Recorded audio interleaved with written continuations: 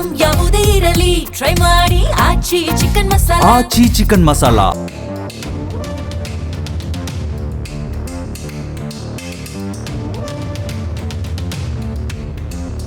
ನಮಸ್ಕಾರ, ಜಿ ಸಂವಾದಕ್ಕೆ ಸ್ವಾಗತ. ಇವತ್ತು ಸಂಸತ್ನಲ್ಲಿ ಆಗ್ತಿರುವಂಥ ಚರ್ಚೆಯ ಕುರಿತಂತೆ ಮಾತಾಡ್ತಾ ಇದ್ದೀವಿ. ನೋಡಿ, ಮಹಿಳಾ ಮೀಸಲಾತಿ ಅನ್ನೋದು ಬಹಳ ದೊಡ್ಡ ವಿಚಾರ. ಆ ಮಹಿಳಾ ಮೀಸಲಾತಿ ಅನ್ನೋದು ತರಬೇಕು, ರಾಜಕೀಯವಾಗಿ ಕೂಡ ಮಹಿಳೆಯರು ಸಕ್ರಿಯವಾಗಿರಬೇಕು ಅನ್ನುವಂಥ ಸದುದ್ದೇಶದಿಂದ ಒಂದು ಮಹತ್ತರ ಬೆಳವಣಿಗೆ ಆಗ್ತಾ ಇದೆ. ಅದು ಯಾವುದೇ ಪಕ್ಷ ತಂದಿದ್ರೂ ಕೂಡ ಅದನ್ನು ಸ್ವಾಗತಿಸೋಣ. ಆದರೆ ವಿಪಕ್ಷಗಳು ಈ ಮಹಿಳಾ ಮೀಸಲಾತಿಯನ್ನು ಸ್ವಾಗತಿಸಿದ್ದಾವೆ, ಆದರೆ ಅದರ ಹಿಂದಿರುವಂಥ ಹುನ್ನಾರವನ್ನು ಪ್ರಶ್ನೆ ಮಾಡ್ತಿದ್ದಾವೆ. ಮೇಲ್ನೋಟಕ್ಕಿದು ಮಹಿಳಾ ಮೀಸಲಾತಿ, ಅದರ ಹಿಂದಿರುವಂಥ ಹುನ್ನಾರವನ್ನು ಒಪ್ಪಿಕೊಳ್ಳೋದಕ್ಕೆ ಸಾಧ್ಯವಿಲ್ಲ ಅನ್ನುವಂಥ ನೇರ ವಾಗ್ದಾಳಿಯನ್ನು ನಡೆಸಿದ್ದಾವೆ. ಏನದು? ಕ್ಷೇತ್ರ ವಿಂಗಡಣೆ. ಕ್ಷೇತ್ರ ವಿಂಗಡಣೆಯ ವಿಚಾರಕ್ಕೆ ಬರುವುದಾದರೆ BJP ತನ್ನ ಪ್ರಾಬಲ್ಯ ಇರುವಂತಹ ಕ್ಷೇತ್ರಗಳನ್ನು ಬಲಪಡಿಸಿಕೊಂಡು ಮುಂದಿನ ಚುನಾವಣೆಗೆ ಈಗಲೇ ತಯಾರಿಯನ್ನು ನಡೆಸ್ತಾ ಇದೆ, ಮುಂದಿನ ಚುನಾವಣೆಯನ್ನೇ ಕಬ್ಜಾ ಮಾಡ್ತಾ ಇದೆ. ಈ ರೀತಿ ಗಂಭೀರ ಆರೋಪಗಳಿದ್ದಾವೆ. ಹಾಗಾಗಿ ಇವತ್ತು ಸಂಸತ್ನಲ್ಲಾದಂತಹ ವಾದ ಪ್ರತಿವಾದಗಳು ಜೊತೆಗೆ ಈ ಮಹಿಳಾ ಮೀಸಲಾತಿ, ಕ್ಷೇತ್ರ ವಿಂಗಡಣೆ, ಇದೆಲ್ಲದರ ಬಗ್ಗೆ ಡೀಟೇಲ್ ಆಗಿ ಮಾತಾಡ್ತಾ ಹೋಗೋಣ. ನಾನು ದಿವ್ಯಶ್ರೀ.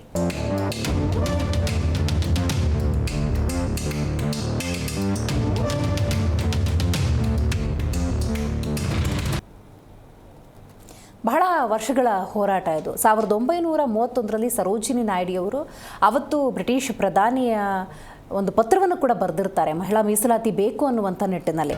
ಅವತ್ತಿನಿಂದ ಇವತ್ತಿನವರೆಗೂ ನಿರಂತರವಾಗಿ ಆಗಿರುವಂತಹ ಒಂದು ಹೋರಾಟ. ಬೇಗಂ ಶಾ ನವಾಜ್ ಮತ್ತು ಸರೋಜಿನಿ ನಾಯ್ಡು ಬ್ರಿಟಿಷ್ ಪ್ರಧಾನಿ 1931ರಲ್ಲಿ ಅವರಿಗೊಂದು ಪತ್ರವನ್ನು ಬರೀತಾರೆ, ಭಾರತೀಯ ಮಹಿಳೆಯರಿಗೆ ರಾಜಕೀಯ ಸ್ಥಾನಮಾನ ಸಿಗಬೇಕು ಅಂತ. ಅವತ್ತಿನಿಂದ ಇವತ್ತಿನವರೆಗೂ ಕೂಡ ತಮ್ಮದೇ ಆದಂಥ ಪ್ರಯತ್ನವನ್ನು ಮಹಿಳೆಯರು ಮಾಡಿಕೊಂಡು ಬಂದಿದ್ದಾರೆ. ಇವತ್ತೊಂದು ಮಹತ್ವದ ನಿರ್ಧಾರಕ್ಕೆ ಕೇಂದ್ರ ಸರ್ಕಾರ ಬಂದಿದೆ, ಅದನ್ನು ವಿಪಕ್ಷಗಳು ಕೂಡ ಸ್ವಾಗತಿಸಿದ್ದಾವೆ. ಬಟ್ ಮಹಿಳಾ ಮೀಸಲಾತಿ ಹೆಸರಲ್ಲಿ ಆಗ್ತಿರುವಂಥ ಕ್ಷೇತ್ರ ವಿಂಗಡಣೆ ಪ್ರಕ್ರಿಯೆಯನ್ನು ನಾವು ಒಪ್ಪಿಕೊಳ್ಳೋದಕ್ಕೆ ಸಾಧ್ಯ ಇಲ್ಲ. ಇದೊಂದು ಕುತಂತ್ರ, ಇದೊಂದು ಷಡ್ಯಂತ್ರ. BJP ಮುಂದಿನ ಚುನಾವಣೆಯನ್ನೇ ಕಬ್ಜಾ ಮಾಡ್ತಾ ಇದೆ, ತನ್ನ ಆಪೋಷಣ ತಗೊಳ್ತಾ ಇದೆ ಅನ್ನುವಂಥ ಗಂಭೀರ ಆರೋಪವನ್ನು ಮಾಡಿರುವಂಥದ್ದು. ಹಾಗಾಗಿ ಇದರ ಬಗ್ಗೆ ನಾವು ಡೀಟೇಲಾಗಿ ಮಾತಾಡ್ತಾ ಹೋಗಬೇಕಾಗತ್ತೆ. ಲೋಕಸಭೆಯಲ್ಲಿ ಮಹಿಳಾ ಮೀಸಲಾತಿಯ ಕಿಚ್ಚು ಹೆಚ್ಚಾಗಿದೆ. ಮೀಸಲು ಕಾನೂನಿಗೆ ತಿದ್ದುಪಡಿ ಮಸೂದೆ ಮಂಡನೆ. ಕೆಲವೇ ಕ್ಷಣಗಳಲ್ಲಿ ಮಸೂದೆ ಅಂಗೀಕಾರಕ್ಕೆ ಮತದಾನ ಪ್ರಕ್ರಿಯೆ ನಡೆಯುತ್ತೆ. ಯಾಕಂದರೆ 4 ಗಂಟೆಗೆ ನಿನ್ನೆ ನಿಗದಿಯಾಗಿದ್ದು ಇನ್ನೂ ಕೂಡ ಚರ್ಚೆ ಆಗ್ತಿರೋದ್ರ ಹಿನ್ನೆಲೆಯಲ್ಲಿ ಎಟ್ ಎನಿ ಮೂಮೆಂಟ್ ಮತದಾನ ಪ್ರಕ್ರಿಯೆ ನಡೆಯುತ್ತೆ. ಇನ್ನು ಆ ತಿದ್ದುಪಡಿ ಮಸೂದೆ ಮೇಲೆಯೇ ಆಗ್ತಾ ಇರುವಂತಹ ಲೋಕಸಭೆಯ ಚರ್ಚೆ ಇದು. ಆಡಳಿತ ಮತ್ತು ವಿಪಕ್ಷಗಳ ನಡುವೆ ಮೀಸಲು ಜಟಾಪಟಿ ಮುಂದುವರೆದಿದೆ. ಮಹಿಳಾ ಮೀಸಲಾತಿಯ ವಿರುದ್ಧ ಕಾಂಗ್ರೆಸ್ ಆಕ್ರೋಶವನ್ನು ವ್ಯಕ್ತಪಡಿಸಿದೆ. ನಾಟ್ ಎಕ್ಸಾಕ್ಟ್ಲಿ ಮಹಿಳಾ ಮೀಸಲಾತಿ, ಅದರ ಹಿಂದಿರುವಂಥ ಹುನ್ನಾರ. ಮಹಿಳಾ ಮೀಸಲಾತಿ ಮಸೂದೆ ಅಲ್ಲ ಅಂತ ರಾಹುಲ್ ಗಾಂಧಿ ನೇರವಾಗಿ ಹೇಳಿದ್ದಾರೆ. ರಾಹುಲ್ ಗಾಂಧಿ ಸೇರಿದ ಹಾಗೆ ಇತರ ವಿಪಕ್ಷ ನಾಯಕರು ಇದನ್ನೇ ಮಾತಾಡ್ತಾ ಇರೋದು. ಸಂವಿಧಾನದ ಮೇಲೆ ಮನುವಾದ ಹೇರುವ ಮಸೂದೆ ಅಂತ ರಾಗ ಹೇಳಿದ್ದಾರೆ. ಇದು ಹೇಗೆ ಅಂತ ಹೇಳಬೇಕಾಗತ್ತೆ. ಏನೋ ಸಂವಿಧಾನದ ಮೇಲೆ ಮನುವಾದ ಹೇರುವ ಮಸೂದೆ, ಅದನ್ನು ನಾವು ಡಿಟೇಲಾಗಿ ಮಾಹಿತಿ ಪಡ್ಕೋಬೇಕು. ದೇಶದ ಚುನಾವಣೆ ನಕ್ಷೆ ಬದಲಿಸುವ ಯತ್ನ, ಇದನ್ನು ಆಕ್ಸೆಪ್ಟ್ ಮಾಡಬೇಕಾಗತ್ತೆ. ಹೇಗೆ 543 ಕ್ಷೇತ್ರಗಳನ್ನು ಇಟ್ಕೊಂಡ್ರೆ ಮಹಿಳಾ ಮೀಸಲಾತಿ ಕೊಡಬೇಕು ಅನ್ನೋದಾದ್ರೆ ಅಲ್ಲೇ ಕೊಡ್ಬೋದಲ್ಲ, ವೈ ನಾಟ್? ಯಾಕೆ ಆಗ್ತಾ ಇಲ್ಲ? ಅದರ ಬಗ್ಗೆ ಕ್ಲಾರಿಟಿಯನ್ನು ಕೊಡಬೇಕು BJPಯವರು. ವಿಪಕ್ಷಗಳು ಮಹಿಳಾ ಮೀಸಲಾತಿ ವಿರೋಧ ಮಾಡ್ತಿರೋದಾದರೂ ಯಾಕೆ? ಮಸೂದೆಗೆ ವಿಪಕ್ಷಗಳ ವಿರೋಧ ಸರಿಯಾಗಿದೆಯಾ? ಯಾಕಂದರೆ ವಿರೋಧ ಮಾಡ್ತೀವಿ ಅನ್ನೋದಾದರೆ ಅದಕ್ಕೆ ಸಕಾರಣವನ್ನು ಕೊಟ್ಟರೆ ದೇಶ ಒಪ್ಪುತ್ತೆ. ಇವತ್ತು ಮಹಿಳಾ ಮೀಸಲಾತಿ ಅಂದಾಗ ನೀವು ಗಮನಿಸ್ಬೋದು, 74 ಕೋಟಿ ಪುರುಷರಿದ್ದರೆ 70 ಕೋಟಿ ಮಹಿಳೆಯರೇ ಇದ್ದಾರೆ. ಈಗ ಮಹಿಳಾ ಮೀಸಲಾತಿಯನ್ನು ವಿರೋಧಿಸಿದರೆ ಆ 70 ಕೋಟಿ ಮಹಿಳೆಯರನ್ನೇ ಕಾಂಗ್ರೆಸ್ ಎದುರು ಹಾಕೊಂಡಂಗೆ ಆಗುತ್ತೆ. ಸೊ ಹಾಗಾಗಿ ಈ ಮಸೂದೆಯನ್ನು ಅಥವಾ ಈ ಒಂದು ವಿಚಾರವನ್ನು ವಿರೋಧಿಸುವ ಮುನ್ನೆ ಕೂಲಂಕುಷವಾಗಿ ಯೋಚನೆ ಮಾಡಿ ಸರಿಯಾದಂಥ ವಿಚಾರವನ್ನು ಪ್ರಸ್ತುತಪಡಿಸಿದ್ರೆ ಖಂಡಿತವಾಗ್ಲೂ ವಿಪಕ್ಷ ಮಾಡುವಂಥ ಒಂದು ಟೀಕೆಗೆ, ವಾದಕ್ಕೆ ಒಂದು ಅರ್ಥ ಅನ್ನೋದಿರುತ್ತೆ. ಇನ್ನೊಂದು ಏನು ವಿಪಕ್ಷ ಟೀಕೆ ಮಾಡಿದೆ ಅಥವಾ BJP ಹುನ್ನಾರ ಅಂತ ಹೆಂಗೆ ಕರೆದಿದೆ ಅಂತ ಹೇಳಿದ್ರೆ, ಮಹಿಳಾ ಮೀಸಲಾತಿ ಹೆಸರಿನಲ್ಲಿ ಆ 70 ಕೋಟಿ ಮತದಾರರನ್ನು ತನ್ನತ್ತ ಸೆಳೆಯುವಂಥ ಪ್ರಯತ್ನ ಅಂಥೇಳಿ. ಸೊ ಹಾಗಾಗಿ ಇದಕ್ಕೆ ಸಂಬಂಧಪಟ್ಟಂತೆ ಯಾರ್ಯಾರು ಏನೇನು ಮಾತಾಡಿದ್ದಾರೆ ಬನ್ನಿ ಕೇಳೋಣ. Very happy that the implementation of the Women's Reservation Bill is being advanced and the strength of the Lok Sabha is being expanded to accommodate the women of India. There is a reason for my happiness. It was my party, the Janata Dal, and my father, Shri H.D. Devegowda ji, as Chief Minister of Karnataka, who first conceived the idea of 33% reservation for women in state assemblies and parliament. This was in 1995. He wrote to the then Prime Minister, Shri P. Narasimha Rao ji, about it, and even created a small group of my party colleagues to meet leaders across party lines and canvass for his idea. Shri Devegowda ji became the Prime Minister in 1996 and showed enormous courage and commitment to bring his idea of women's reservation to Parliament as the 81st constitutional amendment in September 1996. His effort was ahead of its time. However, the bill lapsed as he did not have the necessary political support to continue in government. He ran a complex 13-party coalition government, which fell. The Congress, which was supporting his government from outside at the time, did not tolerate any of his progressive measures and withdraw support. There is very little difference between the Congress party then and the Congress party now. It has remained obstructionist. The grand old party can never give up on its old ways. Divine play has played me in the cabinet of Honorable Prime Minister Shri Narendra Modi ji when this historic amendment is being passed. Besides the small fact that it fulfills Shri H.D. Devegowda's dream in his own lifetime, the even bigger achievement is that it fulfills the aspirations of the women of India and brings great joy to half of our nation's population. Is a bypass of the caste census. What they are trying to do is they are trying to avoid giving power, giving representation to my OBC brothers and sisters and to take away power from them. This is the agenda over here. That's the first agenda. Manuvad over Samvidhan. Amit Shah ji says that the caste census has begun. And he repeated twice yesterday, trying to be clever, saying that houses don't have castes. The point is not whether houses have castes or don't have castes. The point is whether the caste census is going to be used for representation in Parliament, Vidhan Sabha, Lok Sabha. And what you're trying to do now is trying to make sure that caste census has nothing to do with representation for the next 10 years, 15 years, so that you can kick the ball down the street. That's the first thing that is being done. Second thing that is being done, equally bad thing, but a very dangerous thing. What you're doing, because you're scared of what is happening in the politics of this country, you're scared of the erosion of your strength, you're trying to rejig the Indian political map. You have done it in Assam, you've done it in Jammu and Kashmir, and now you're imagining that you can do it in India. And you need a constitutional amendment to do that. The BJP knew, they knew very clearly that this bill actually cannot be passed. They knew it. They're not stupid. They knew every opposition person would oppose it. This bill cannot be passed. This was a panic reaction. This was a panic reaction because the Prime Minister at any cost needed to send two messages. Number one, he needed to change the electoral map of India. And number two, he needed to send a message again that he is pro-women. Why he is doing that, I will leave to your imagination. But I will leave it to your imagination, but the powers that be know exactly why he's doing it. Sir, the truth is the magician has been caught. The magician of Balakot, the magician of demonetization, the magician of Sindhur has suddenly got caught. Why? Because he was...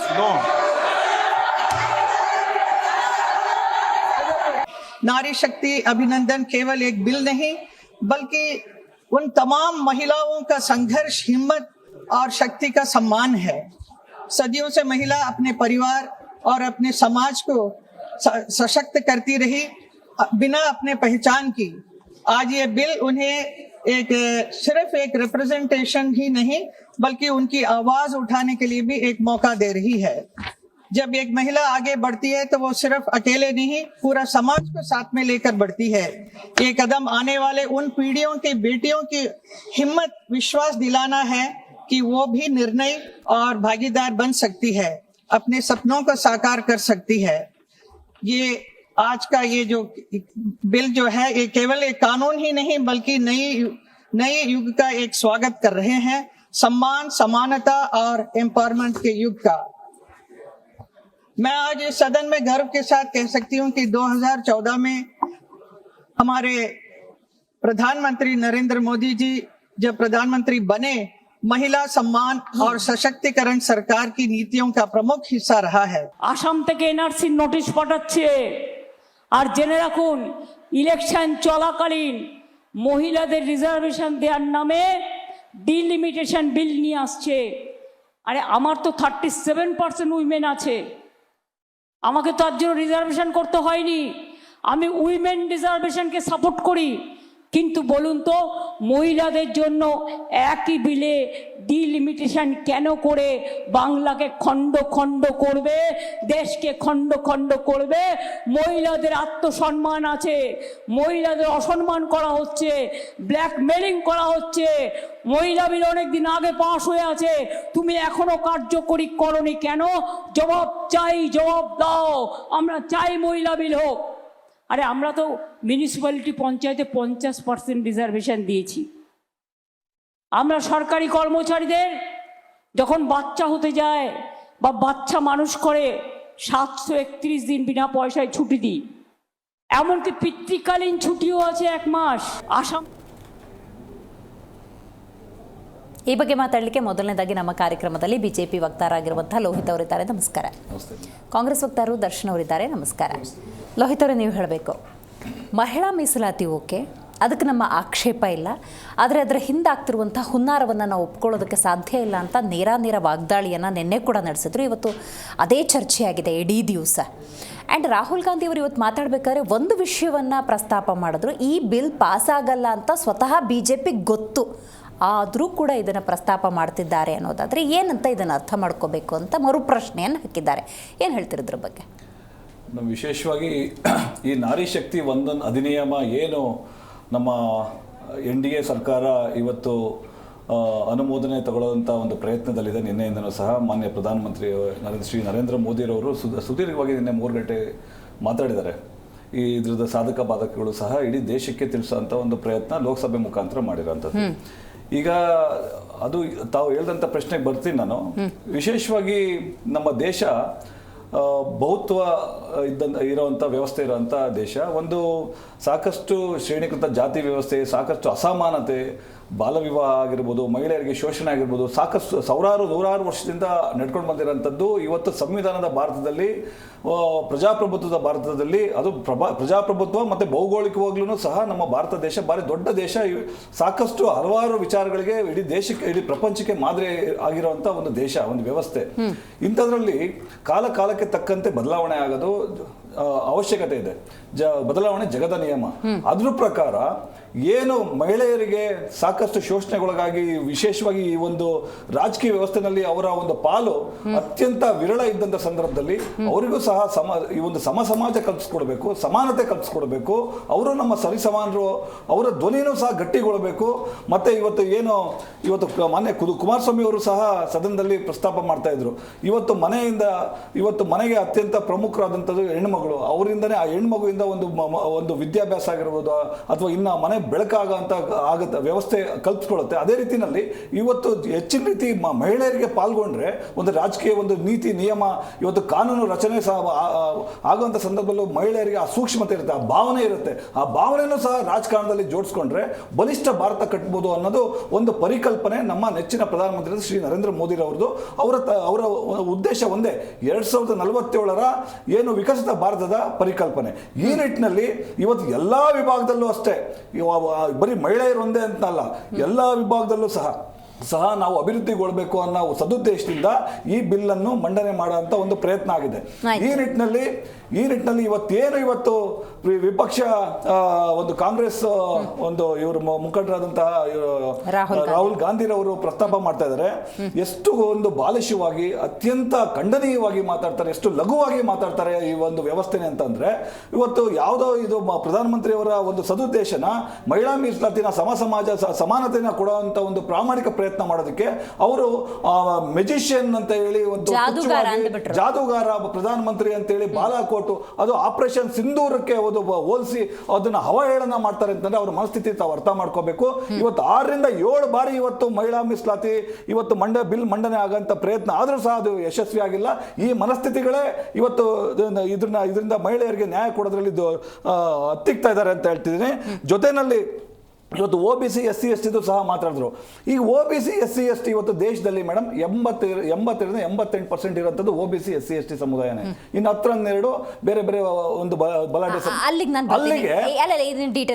ಬಂದೆ madam ತಾವು ಹೇಳ್ತಾ ಇದ್ರಿ. So OBC SC ST ಎಲ್ಲರಿಗೂ ಅನುಪಾತದಲ್ಲೇನೆ ಅವರಿಗೆ ಮೀಸಲಾತಿ ಸಿಗೋಂತ ಎಲ್ಲ ವ್ಯವಸ್ಥೆ ಆಗುತ್ತೆ.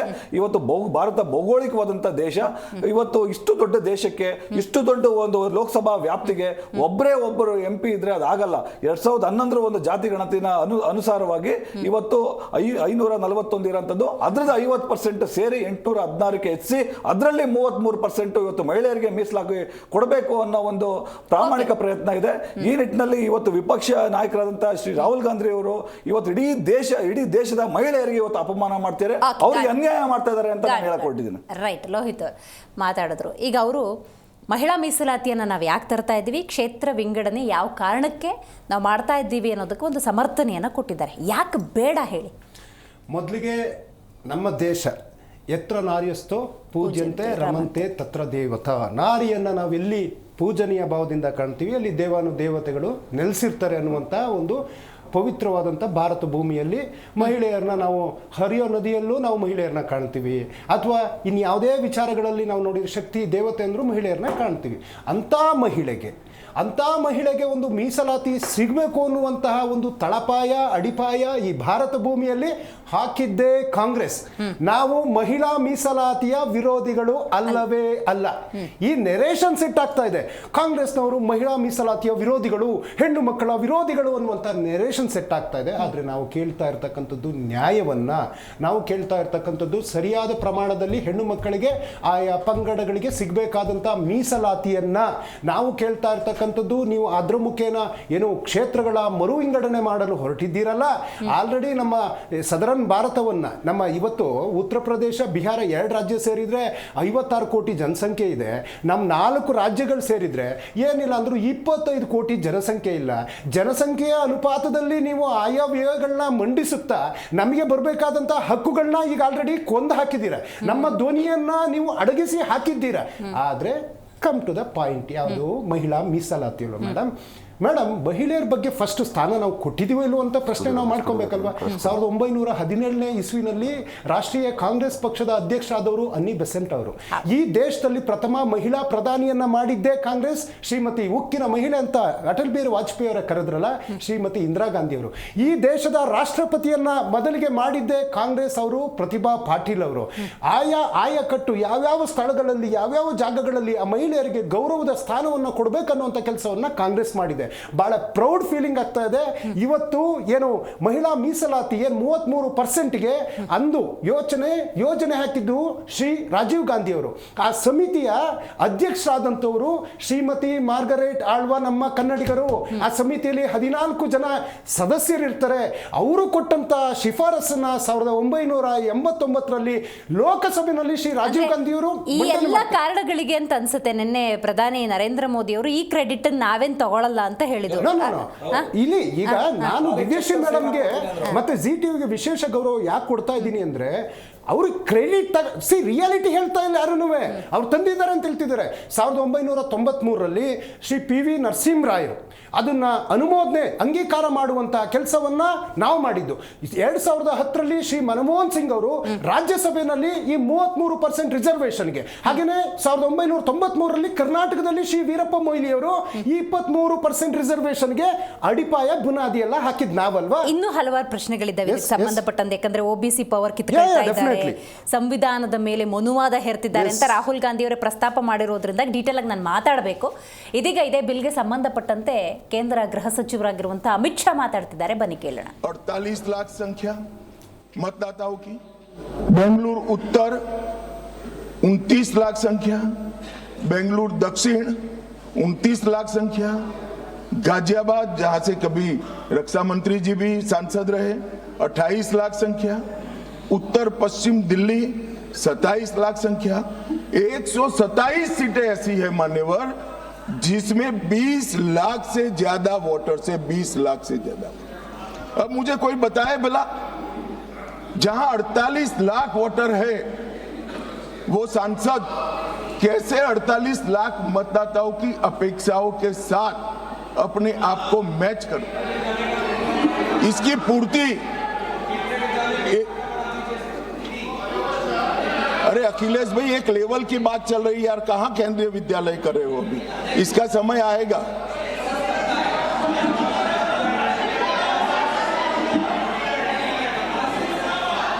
मान्यवर इनकी बात कहने दो तो जरा स्तर मालूम पड़े। अध्यक्ष महोदय, जो आंकड़े बता रहे हैं माननीय मंत्री जी, हम केवल ये जानना चाहते हैं किस सेंसस के आधार पर ये जो आंकड़े बता रहे हैं, क्योंकि जो गाजियाबाद का आंकड़ा बताया जा रहा है वो बहुत कम बताया जा रहा है। आज की परिस्थिति में हो सकता है वो दुगना हो।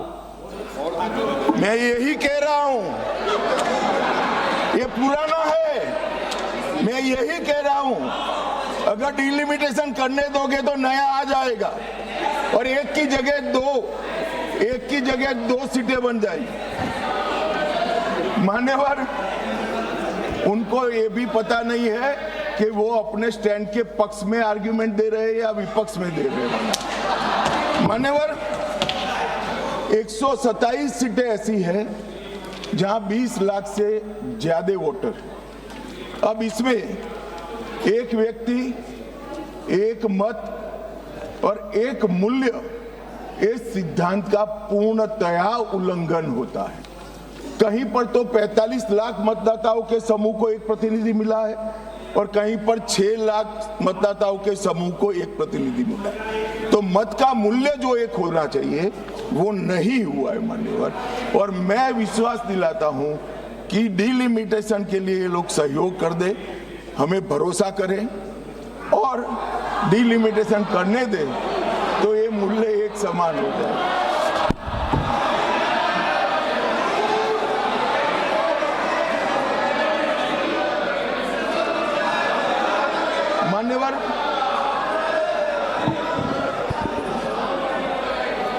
मान्यवर, मैं इसके इतिहास में भी जाना चाहता हूं।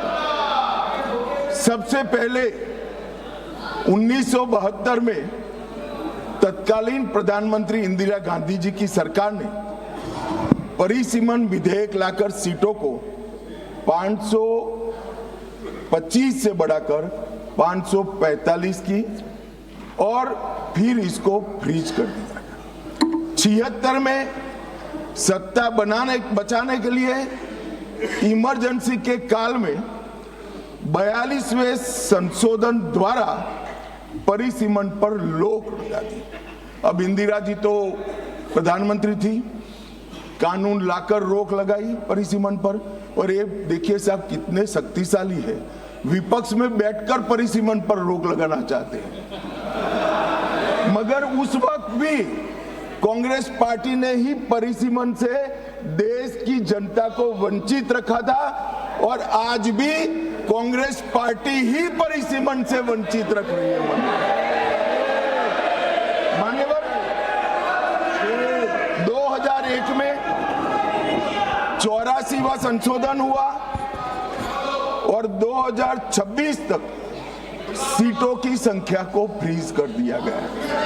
तो ये जो कह रहे हैं कि नारी शक्ति वंदन अधिनियम में 2026 कहां से आया, तो वो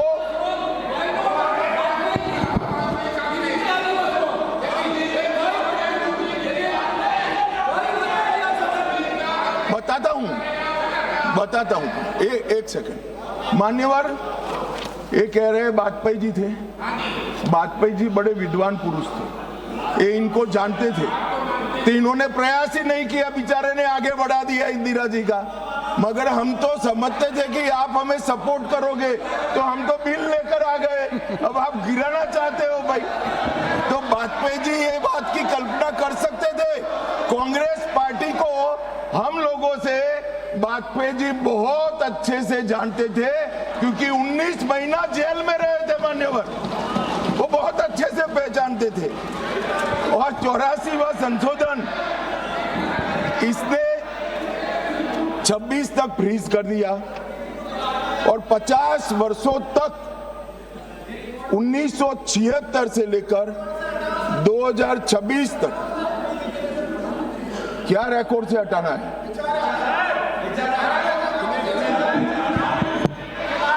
अध्यक्ष जी प्लीज, अरे बैठ जाओ मैं बता देता।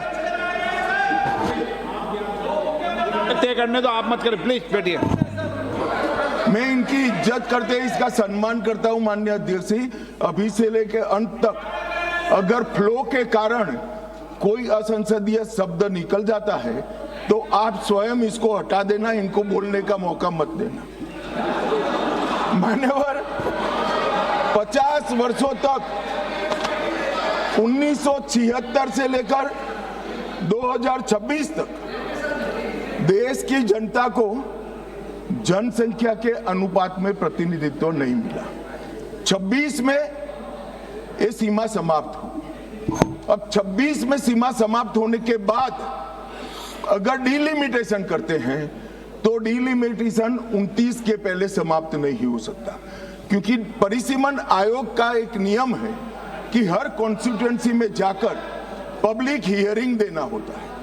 तो 543 कॉन्स्टिट्यूएंसी का पब्लिक हियरिंग 26 के मध्य से लेकर 29 तक हो नहीं सकता, और 27 तक जनगणना के आंकड़े नहीं आ सकते। तो स्वाभाविक है, अगर हम 29 का चुनाव नारी शक्ति वंदन अधिनियम के स्पिरिट के साथ कराना चाहते हैं, इस देश के 50% मतदाताओं को इस महान सदन में 33% आरक्षण देना चाहते हैं, तो अभी ही ये लाना पड़ेगा।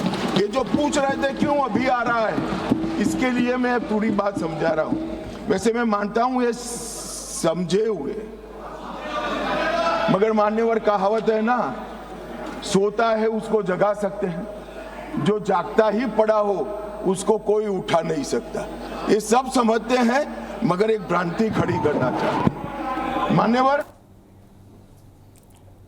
ಅಮಿತ್ ಶಾ ಕೂಡ ಮಾತನಾಡುವ ಸಂದರ್ಭದಲ್ಲಿ ಈ ಮಹಿಳಾ ಮೀಸಲಾತಿ ಕುರಿತಂತೆ ಹಲವು ವಿಚಾರಗಳನ್ನು ಪ್ರಸ್ತಾಪ ಮಾಡಿದ್ದಾರೆ. ಮಹಿಳಾ ಮೀಸಲಾತಿ ಹಿಂದುಗಡೆ ಒಂದು ಹುನ್ನಾರ ಇದೆ. ಕ್ಷೇತ್ರ ವಿಂಗಡಣೆ ಪ್ರಕ್ರಿಯೆಯನ್ನು ಮಾಡ್ತಾರೆ. ಉತ್ತರದಲ್ಲಿ ಬಹಳ ಮುಖ್ಯವಾಗಿ ಬಿಜೆಪಿ ಪ್ರಾಬಲ್ಯವಿರುವಂತಹ ಕ್ಷೇತ್ರಗಳನ್ನು ಹೆಚ್ಚಿಸಿಕೊಂಡು ಮುಂಬರುವಂಥ ಚುನಾವಣೆಯನ್ನು ಕಬ್ಜಾ ಮಾಡುವಂಥ ಎಲ್ಲ ಪ್ರಯತ್ನವನ್ನು ಮಾಡ್ತಾ ಇದ್ದಾರೆ. ಇದನ್ನೆಲ್ಲ ಒಪ್ಪಿಕೊಂಡರೂ ಕೂಡ ಇವರು ಮೀಸಲಾತಿ ಕ್ಷೇತ್ರ ವಿಂಗಡಣೆ ಪ್ರಕ್ರಿಯೆಯನ್ನು ಹೆಂಗೆ ಮಾಡ್ತಿದ್ದಾರೆ NDA ಅಂತ ನೋಡೋದಾದರೆ 2011ರ ಜನಗಣತಿಯ ಅಂಕಿಅಂಶದ ಆಧಾರದಲ್ಲಿ. ಸೊ ಇದು ಕೂಡ ಒಂದು ಚರ್ಚೆಯ ವಿಷಯ ಕೂಡ ಆಗಿದೆ. ಹೆಂಗದು 2011ರ ಜನಗಣತಿಯ ಅಂಕಿಅಂಶಗಳನ್ನು ಇಟ್ಟುಕೊಂಡು ಲೋಹಿತ್ ಅವರೇ ನೀವು ಈಗ ಅದನ್ನು ಇಂಪ್ಲಿಮೆಂಟ್ ಮಾಡೋದಕ್ಕೆ ಹೋಗ್ತೀರಿ ಅಂತ ಹೇಳಿದ್ರೆ which is not at all scientific.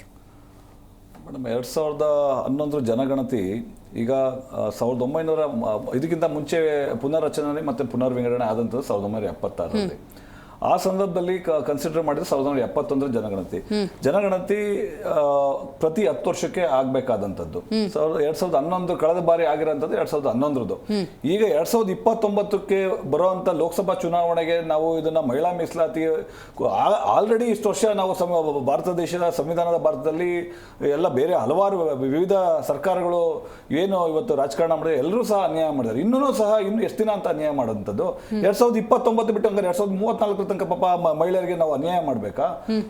ಆ ದೃಷ್ಟಿಯಿಂದ ನೋಡಿ, ಈಗ ಆಲ್ರೆಡಿ ನಮ್ಮದೇ ಆದಂಥ NDA ಸರ್ಕಾರ ಮಾನ್ಯ ನೆಚ್ಚಿನ ಪ್ರಧಾನಮಂತ್ರಿ ನರೇಂದ್ರ ಮೋದಿರವರು ಜಾತಿ ಗಣತಿ ಮತ್ತೆ ಜನಗಣತಿಗೆ ಆಲ್ರೆಡಿ ಆದೇಶ ಹೊರಡಿಸಿದ್ದಾರೆ. ಅದು ಆಲ್ರೆಡಿ ಚಾಲ್ತಿಯಲ್ಲಿದೆ, ಚಾಲನೆ ಆಗಿದೆ. ವೈ ನಾವು ಈಗ ನೀವು ಹಲವಾರು ವರ್ಷಗಳಿಂದ ಆಡಳಿತವನ್ನು ನಡೆಸ್ತಾನೆ ಇದ್ದೀರಿ, ನಿಮಗೆ ಅವಕಾಶ ಇರಲಿಲ್ವ ಅಥವಾ ರಿಯಲೈಸೇಷನ್ ಆಗಲಿಲ್ವ ಮಹಿಳಾ ಮೀಸಲಾತಿ ಬಗ್ಗೆ? 2023 ಇದೇ ಪ್ರಸ್ತಾಪ ಆಗುತ್ತೆ.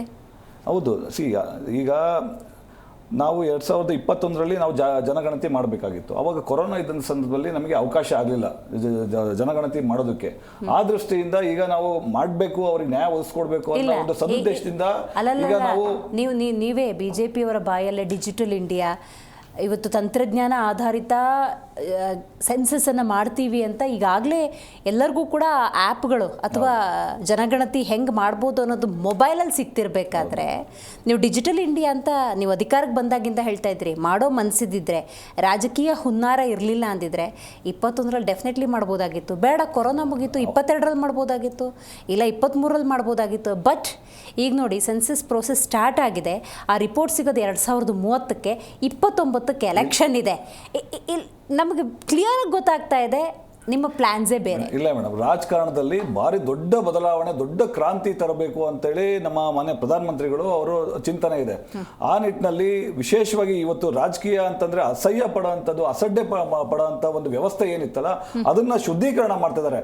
ಏನು ಕಳೆದ ಇಷ್ಟು ಸುದೀರ್ಘ 60-65 ವರ್ಷ ಆಳದಂತ ಕಾಂಗ್ರೆಸ್ ಇವತ್ತಿನ ಈ ಪರಿಸ್ಥಿತಿ ತಂದಿತ್ತಲ್ಲ, ಅದನ್ನ ಸಂಪೂರ್ಣವಾಗಿ ಬದಲಾಯಿಸಿ ಅದಕ್ಕೊಂದು ಪಾವಿತ್ರ್ಯತೆ ಒಂದು ಸ್ಪರ್ಶ ನೀಡಬೇಕು ಅನ್ನೋ ಒಂದು ಪ್ರಯತ್ನ ನೋಡಿ. 1931ರಲ್ಲಿ ಆದಂಥದ್ದು ಯಾಕೆ ಜಾತಿ ಗಣತಿ ಇನ್ನೂ ಎಷ್ಟು ವರ್ಷ ಆದ್ರೂ ಇವ್ರು ಮಾಡಿರಲಿಲ್ಲ? ನಾವು 1931 100 ವರ್ಷ ಆದ್ರ ಮೇಲೆ ನಾವು ಮಾಡ್ತಾ ಇದ್ದೀವಿ. ಅದಕ್ಕೆ ಅವರಿಗೆ ಗೌರವ ಸಲ್ಲಿಸಬೇಕಲ್ವಾ? ಜೊತೆನಲ್ಲಿ ಏನು ಜನಗಣತಿ ಈಗ ಹೇಳಿದ್ರಲ್ಲ, ಇವತ್ತು ಬಾಬಾ ಸಾಹೇಬ್ ಅಂಬೇಡ್ಕರ್ ಆಗಿರ್ಬೋದು, ಅದಕ್ಕಿಂತ ಮುಂಚೆ ಸಮಾಜದ ಬಗ್ಗೆ ಚಿಂತನೆ ಇದ್ದಂಥ ರಾಜ ಮಹಾರಾಜರ ಕಾಲದಲ್ಲಿ ಇದ್ದಂಥ ಬಸವಣ್ಣರವರಾಗಿರ್ಬೋದು, ಬುದ್ಧ ಆಗಿರ್ಬೋದು, ಹಲವಾರು ಕ್ರಾಂತಿಕಾರಿ ಒಂದು ಸಮಾಜ ಸುಧಾರಕರಿದ್ದಾರೆ. ಆ ನಿಟ್ಟಿನಲ್ಲಿ ಅದೇ ಸ್ಥಾನಕ್ಕೆ ಇವತ್ತು ನಮ್ಮ ಮಾನ್ಯ ನರೇಂದ್ರ ಮೋದಿ ಅವರನ್ನು ಸಹ ನಾವು ನೋಡ್ಬೇಕಾಗತ್ತೆ. ಯಾಕೆ ಅಂತಂದ್ರೆ ಈಗ ಅತಿ ಶೀಘ್ರದಲ್ಲಿ 2029 ಬರುವಂಥ ಚುನಾವಣೆಯಲ್ಲೇ ಅವರಿಗೆ ಮಹಿಳೆಯರಿಗೆ 33% ಅವರಿಗೆ ರಿಸರ್ವೇಶನ್ ಕೊಡಬೇಕು, ಮಹಿಳಾ ಮೀಸಲಾತಿ ಕೊಡಬೇಕು ಅನ್ನೋ ಒಂದು ಉದ್ದೇಶದಿಂದ ಇವತ್ತು ನಾವು ಬಿಲ್ ಮಂಡನೆ ಮಾಡ್ತಾ ಇದ್ವಿ. ಈಗ ಯಾಕೆ ಇದನ್ನು ವಿರೋಧ ಮಾಡಬೇಕು? ಇದನ್ನು ವಿರೋಧ ಮಾಡಿದ್ರೆ ಏನ್ ಸಿಗುತ್ತೆ? ಕಾಂಗ್ರೆಸ್ನವರು ಮಹಿಳಾ ಮೀಸಲಾತಿ ವಿರೋಧಿಸ್ತಾ ಇಲ್ಲ. ಅಲ್ಲ, ಮತ ಹಾಕ್ಬೇಕಲ್ವಾ? ಮತ ಹಾಕ್ಬೇಕಲ್ಲ. ಇವತ್ತು 360 ಇವತ್ತು ಮತ ನೀವು ನರೇಶನ್ನ ಸೆಟ್ ಮಾಡ್ತಿದ್ದೀರಾ ಅನ್ನೋದು ವಿಸಿಬಲ್. ಮಹಿಳಾ ಮೀಸಲಾತಿನ ಇಲ್ಲೇ ನಾನು 1 to 1 ಕೇಳ್ತಾ ಹೋದ್ರೆ ಅವ್ರು ಹೇಳ್ತಾರೆ ಮಹಿಳಾ ಮೀಸಲಾತಿಗೆ ಅಡಿಪಾಯ ಹಾಕಿದವರೇ ನಾವು ಅಂದಾಗ, ಅಂದ್ರೆ ಅವ್ರು ಕಾಂಗ್ರೆಸ್ನವರು ಅಂದಾಗ ಅವ್ರು ಹೆಂಗ್ ವಿರೋಧಿಸ್ತಾರೆ? ಮೋರ್ ಓವರ್ ಅದಕ್ಕೆ ಸಂಪೂರ್ಣ ಸಪೋರ್ಟ್ ಇದೆ ಅನ್ನೋದನ್ನ ಉಲ್ಲೇಖನೆ ಮಾಡಿದಾರಲ್ಲ. ಕುಂಟು ನೆಪಗಳು, ಅವರಿಗೆ ಆ ಬದ್ಧತೆ, ಆ ಪ್ರಾಮಾಣಿಕತೆ ತರಬೇಕಿತ್ತು. ತರುವಂತ ಸಂದರ್ಭದಲ್ಲಿ ಇವತ್ತು ನಮಗೆ ಅಡ್ಡಪಡಿಸಿದ್ದಾರೆ ಅಂತಂದ್ರೆ ಇವ್ರ ಮನಸ್ಥಿತಿ ಅರ್ಥ ಮಾಡ್ಕೊಳ್ಳಿ. 543 ಕ್ಷೇತ್ರನ ಇಟ್ಕೊಂಡು ಮಹಿಳಾ ಮೀಸಲಾತಿ ಕೊಡಿ, ಯಾಕಾಗಲ್ಲ ಮೇಡಮ್? ಈಗ 543 ಕ್ಷೇತ್ರಗಳಲ್ಲಿ ಈಗ ಅಲ್ಲ, ನಿಮಗೆ ಕೊಡಬೇಕು ಅನ್ನೋ ಇಚ್ಛೆ ಬಲವಾಗಿತ್ತು ಅನ್ನೋದಾದ್ರೆ ನೀವು ವಿಂಗಡಣೆ ಮಾಡಿಕೊಂಡು ನಿಮ್ಮ ಪವರ್ ಹೆಚ್ಚಿಸ್ಕೊಂಡು ಅದನ್ನ ಇಂಪ್ಲಿಮೆಂಟ್ ಮಾಡೋ ಅಗತ್ಯನೇ ಇಲ್ಲ. ಯಾರಿಗೆ ಅನ್ಯಾಯ ಯಾರಿಗಾಗ್ತದೆ ಮೇಡಮ್? ಈಗ ಯಾವ ರಾಜ್ಯಕ್ಕೆ ಯಾರಿಗೆ ಅನ್ಯಾಯ ಆಗ್ತದೆ? ಇವತ್ತು ನಮ್ಮ ರಾಜ್ಯದಲ್ಲಿ 50% ಜಾಸ್ತಿ ಆಗಿರೋದ್ರೆ ಯಾವ ರಾಜ್ಯಕ್ಕೂ ದಕ್ಷಿಣ ಭಾರತಕ್ಕೂ ಇವರು ನರೇಶನ್, ಇವರು ಪ್ರೊಪಗಂಡ ರಾಜಕಾರಣ ಇವ್ರದ್ದು. ಅದು ಬಿಟ್ರೆ ಬೇರೆ ಇನ್ನೇನು ಇಲ್ಲ ಕಾಂಗ್ರೆಸ್ದು. 28 ಇರೋಂತ ನಮ್ಮ ಕರ್ನಾಟಕದ ಕ್ಷೇತ್ರ 14 ಹೆಚ್ಚಿಗೆ ಆಗುತ್ತೆ, 42ಕ್ಕೆ ಹೋಗುತ್ತೆ. ಇವತ್ತು ತಮಿಳುನಾಡು ಇವತ್ತು ಸ್ಟಾಲಿನ್ ಇವತ್ತು ಕಪ್ಪು ಬಟ್ಟೆ ಧರಿಸಿ ಇವತ್ತು ಪ್ರತಿಭಟನೆ ಮಾಡ್ತಿರಲ್ಲ, ಅವ್ರದ್ದು 39 ಇರೋದು 59 ಆಗ್ತಾ ಇದೆ. ಯಾವ ರಾಜ್ಯಕ್ಕೂ ಅನ್ಯಾಯ ಆಗ್ತಾ ಇಲ್ಲ. ಹೆಂಗೆ ಅಂತ ನಾ ಹೇಳ್ತೀನಿ ನೋಡಿ. 543 ಅದರಲ್ಲಿ ಹಿಂದಿ ಸೀಮೆ ಅಂತ ತಗೊಳ್ಳೋಣ. ರಾಜಸ್ಥಾನ, ಹರಿಯಾಣ, ಛತ್ತೀಸ್ಗಢ, ಉತ್ತರಾಖಂಡ್, ದೆಹಲಿ, ಇದರಲ್ಲಿ 207 ಕ್ಷೇತ್ರ ಅವ್ರದ್ದೇ ಬರುತ್ತೆ. 543ರಲ್ಲಿ 207 ಅವ್ರದ್ದೇ ಬರುತ್ತೆ. 207ನ ಎಕ್ಸ್ಟೆಂಡ್ ಮಾಡ್ತಾರೆ ಮರು ವಿಂಗಡಣೆಯ ನಂತರ. ಎಷ್ಟಾಗುತ್ತೆ? 366 ಆಗುತ್ತೆ. 207ರಿಂದ 366 ಆಗಿದೆ ಅಂದರೆ ಅಪ್ರಾಕ್ಸಿಮೇಟ್ಲಿ 67 to 68% ಇನ್ಕ್ರೀಸ್ ಆಯಿತು. ಅಂದರೆ ಕ್ಷೇತ್ರಗಳ ಇನ್ಕ್ರೀಸ್ ಆಯಿತು. ಎಷ್ಟು ಪರ್ಸೆಂಟು? 67. ಈ ಬೆಲ್ಟ್ ಯಾರ್ದು? ಈಗ ಇಷ್ಟೋ ತನಕ ಹೇಳಿದ್ದು ಅದೆಲ್ಲ ನಿಮ್ಮದೇ ಬೆಲ್ಟ್ ಅಥವಾ ನಿಮ್ಮದು ಹಿಂದಿ ಸೀಮೆದು BJP ಪ್ರಾಬಲ್ಯ ಇರುವಂಥ ಕ್ಷೇತ್ರಗಳು. 67% ಇನ್ಕ್ರೀಸ್ ಆಗಿದೆಯಾ? ಈಗ ಬರೋಣ ಸೌತ್ಗೆ, ನಮ್ಮ ಕರ್ನಾಟಕ, ತಮಿಳುನಾಡು ಈ ಭಾಗಕ್ಕೆ ಬರೋಣ. ಇಲ್ಲಿ ಕರ್ನಾಟಕ, ತಮಿಳುನಾಡು, ಆಂಧ್ರ, ತೆಲಂಗಾಣ ಹಾಲಿ ಸೀಟುಗಳು 132. ಇಲ್ಲೂ ಇನ್ಕ್ರೀಸ್ ಆಗುತ್ತೆ. ಇಲ್ಲೇನು ಮಾಡಲ್ಲ ಅಂತೇನಿಲ್ಲ, ಇಲ್ಲೇನು ಅನ್ಯಾಯ ಮಾಡಲ್ಲ. ಇಲ್ಲಿ ಎಷ್ಟು ಜಾಸ್ತಿ ಆಗುತ್ತೆ? 132ರಿಂದ 176ಕ್ಕೆ ಜಾಸ್ತಿ ಆಗುತ್ತೆ. ಮರು ವಿಂಗಡಣೆ ಆಗಿ ಕ್ಷೇತ್ರಗಳು ಎಕ್ಸ್ಪ್ಯಾನ್ಷನ್ ಆದಾಗ ಎಷ್ಟು percent? You believe it or not, it is just 33%. 67% 33%. So ಈ 67% ನಿಮ್ಮ ಪ್ರಾಬಲ್ಯ ಇರುವಂತಹ BJP ಅಥವಾ NDA ಬೆಲ್ಟ್ ನೀವು ಜಾಸ್ತಿ ಮಾಡಿಕೊಂಡ್ರೆ ಆಟೋಮೆಟಿಕಲಿ ನಿಮಗೆ ಸೌತ್ ಇಂಡಿಯಾ ಬೇಕಾಗೇ ಇಲ್ಲ, ನೀವು ಬಹುಮತ ಪಡ್ಕೊಳ್ಳೋಕ್ಕೆ ಅಥವಾ ನಿಮ್ಮ ಆಧಿಪತ್ಯ ಸಾಧಿಸೋದಕ್ಕೆ, ವಿಚ್ ಇಸ್ ಕ್ಲಿಯರ್. ನೋಡಿ, ರಾಜಕಾರಣದ ವ್ಯವಸ್ಥೆ ಸನ್ನಿವೇಶಗಳು ಕಾಲ ಕಾಲಕ್ಕೆ ತಕ್ಕಂತೆ ಅದು ಬದಲಾವಣೆ ಆಗ್ತಾ ಇರುತ್ತೆ. ಇವತ್ತು ನಮ್ಮ ಪಕ್ಷ ಇವತ್ತು ಪ್ರಾಬಲ್ಯ ಈ ದೇಶದಲ್ಲೇ ಇವತ್ತು ಒಂದು ಬಾರಿ ಗಟ್ಟಿಯಾಗಿ ನಮ್ದು ಚಾಪು ಮುಟ್ಸಿದ್ದೀವಿ. ಇವತ್ತು ಅದು ಇನ್ನೂ ಬದಲಾವಣೆ ಆಗ್ಬೋದು ಮುಂದಿನ ದಿನಗಳಲ್ಲಿ. ಯಾವುದೋ ಒಂದು ಇನ್ನೊಂದು ಪಕ್ಷ ಬರ್ಬೋದು ಅಥವಾ ನಾವೇ ಬದಲಾವಣೆ ಮಾಡೋದೇ ಕೆಲಸ ಹಂಗಲ್ಲ, ಮಾಡಿದ್ರೆ ಸರಿಯಾಗಿ ಮಾಡಬೇಕು, ಸರಿಯಾಗಿ ಮಾಡಿದ್ರೆ ವಿಪಕ್ಷದವರು ಸ್ವಾಗತಿಸ್ತಾರೆ. ನಾನು ಹೇಳ್ತಾ ಇರೋದು ಕಾನೂನು ಕಾಯ್ದೆಗಳು ಅಥವಾ ಇದು ಕ್ಷೇತ್ರಗಳ ಪುನರ್ರಚನೆ ಮತ್ತೆ ಪುನರ್ವಿಂಗಡಣೆ ಇದನ್ನ ಬೇರೆ ಯಾರೋ ಬಂದ್ರೆ ಬದಲಾವಣೆ ಮಾಡ್ತಾರೆ ಅಂತ ನಾನು ಹೇಳ್ತಾ ಇಲ್ಲ. ಅಂದ್ರೆ ಇವತ್ತು ಪ್ರಾಬಲ್ಯ ನಾನು ಹೇಳ್ತಾ ಇರೋದು. ಇವತ್ತು ನಮ್ಮ ಈಗ ಹೆಂಗಾಗ್ಬಿಟ್ಟಿದೆ ಅಂದ್ರೆ ರಾಜಕೀಯವಾಗಿ ಲೋಹಿತ್ ಅವರೇ, ಸೌತ್ ಇಂಡಿಯಾ BJP ನಿರಾಕರಿಸ್ಬಿಟ್ಟಿದೆ. ಸೌತ್ ಇಂಡಿಯಾನ ನೀವು ಇಟ್ಕೊಂಡ್ಬಿಟ್ರೆ ನೀವು ಮುಂದಿನ ದಿನಗಳಲ್ಲಿ ಅಧಿಕಾರಕ್ಕೆ ಬರಕ್ ಸಾಧ್ಯ ಇಲ್ಲ. ಬಂದೇ ಬರ್ತೀವಿ. ಸೌತ್ ಇಂಡಿಯಾದಲ್ಲೂ ಸಹ ನಾವು ಸಂಪೂರ್ಣವಾಗಿ ಇವತ್ತು ಪ್ರಾಬಲ್ಯ ಮೆರಿತೀವಿ, ನೋಡ್ತಾರೆ. ಅದು ಬದಲಾವಣೆ ನಾನು ಹೇಳಿದ್ರೆ ಸ್ವಲ್ಪ ಟೈಮ್ ತಗೊಳ್ತಿತ್ತು ಅಷ್ಟೇ. ನಿಮಗೆ ವಿರೋಧಿಗಳು ವಿರೋಧಿಸೋದು ಇಷ್ಟ ಇಲ್ಲ. ನಾವು ಇವತ್ತು ಕೇವಲ 45 ವರ್ಷದ ಪಾರ್ಟಿ ಮೇಡಮ್. ಇವ್ರ ತರ 125 ವರ್ಷದ ಪಾರ್ಟಿ ಅಲ್ಲ ನಾವು. ಅದಕ್ಕೆ ಸರ್ವಾಧಿಕಾರ ಧೋರಣೆ. 45 ವರ್ಷದಿಂದ ಇಷ್ಟೊಂದು ದೊಡ್ಡ ಮಟ್ಟದ ಇವತ್ತು ಒಂದು ಜನಗಳ ವಿಶ್ವಾಸ ಸಂಪಾದನೆ ಮಾಡಿದೀವಿ ಅಂತಂದ್ರೆ ಸೌತ್ ಇಂಡಿಯಾದಲ್ಲೂ ನಾವು ಬಾರಿ ಗಟ್ಟಿಯಾಗಿ ನಾವು ವಿಶ್ವಾಸ ಸಂಪಾದನೆ ಮಾಡ್ತೀವಿ. ಆಮೇಲೆ ಮೇಡಮ್, ಈ ಒಂದು ಏನು ಪ್ರಮಾದ ಹೇಳ್ತಾ ಇದ್ರಲ್ಲ ನೀವು, ಉತ್ತರ ಭಾರತದಲ್ಲಿ ಅತಿ ಹೆಚ್ಚು ಅವರಿಗೆ ಕ್ಷೇತ್ರ ಹೋಗುತ್ತೆ ಅಂತ ಹೇಳಿ 2011 ಅಥವಾ ಮುಂಚೆ ಮಾಡಿದ್ರಂಥದ್ದು ಇದು ಪುನರ್ರಚನೆ ಡಿಲಿಮಿಟೇಷನ್ ಮಾಡಿರೋದು ಯಾರು? ಇದೇ ಕಾಂಗ್ರೆಸ್ ಸರ್ಕಾರನೇ ಮಾಡಿರೋಂಥದ್ದು. ಅವತ್ತು ಪರಿಗಣಿಸಿದ್ದು ಯಾವ್ದು? ಅದೇ ಜಾತಿ ಜನಗಣತಿನೇ ಪರಿಗಣಿಸಿ ಮತ್ತೆ ಭೌಗೋಳಿಕವಾದಂತಹ ಪ್ರದೇಶನ ಪರಿಗಣಿಸಿ ಮಾಡಿರೋಂಥದ್ದು. ಅದನ್ನ ನಾವು ಮುಂದುವರಿಸಿ ಪ್ರಾಕ್ಟಿಕಲಿ ನೋಡೋಣ. ಅಲ್ಲ, ಒಂದ್ ನಿಮಿಷ. 2011 ಇದ್ದವರು ಈಗ 26, 27 ಇದ್ದಾರೆ. ಅಲ್ಲ ಮೇಡಮ್, ಅದರಲ್ಲಿ ನಮ್ದೇನ್ ತಪ್ಪು? ಈಗ ಒಂದ್ ಪಕ್ಷ ಹೆಣ್ಮಕ್ಳು ಹುಟ್ಟಿದ್ದಾರೆ ಅನ್ಕೊಂಡ್ರು, ಅವರು 18 ವರ್ಷ ಆಗಿರಲ್ಲ. ಪ್ರಾಕ್ಟಿಕಲ್ ಸಮಸ್ಯೆ.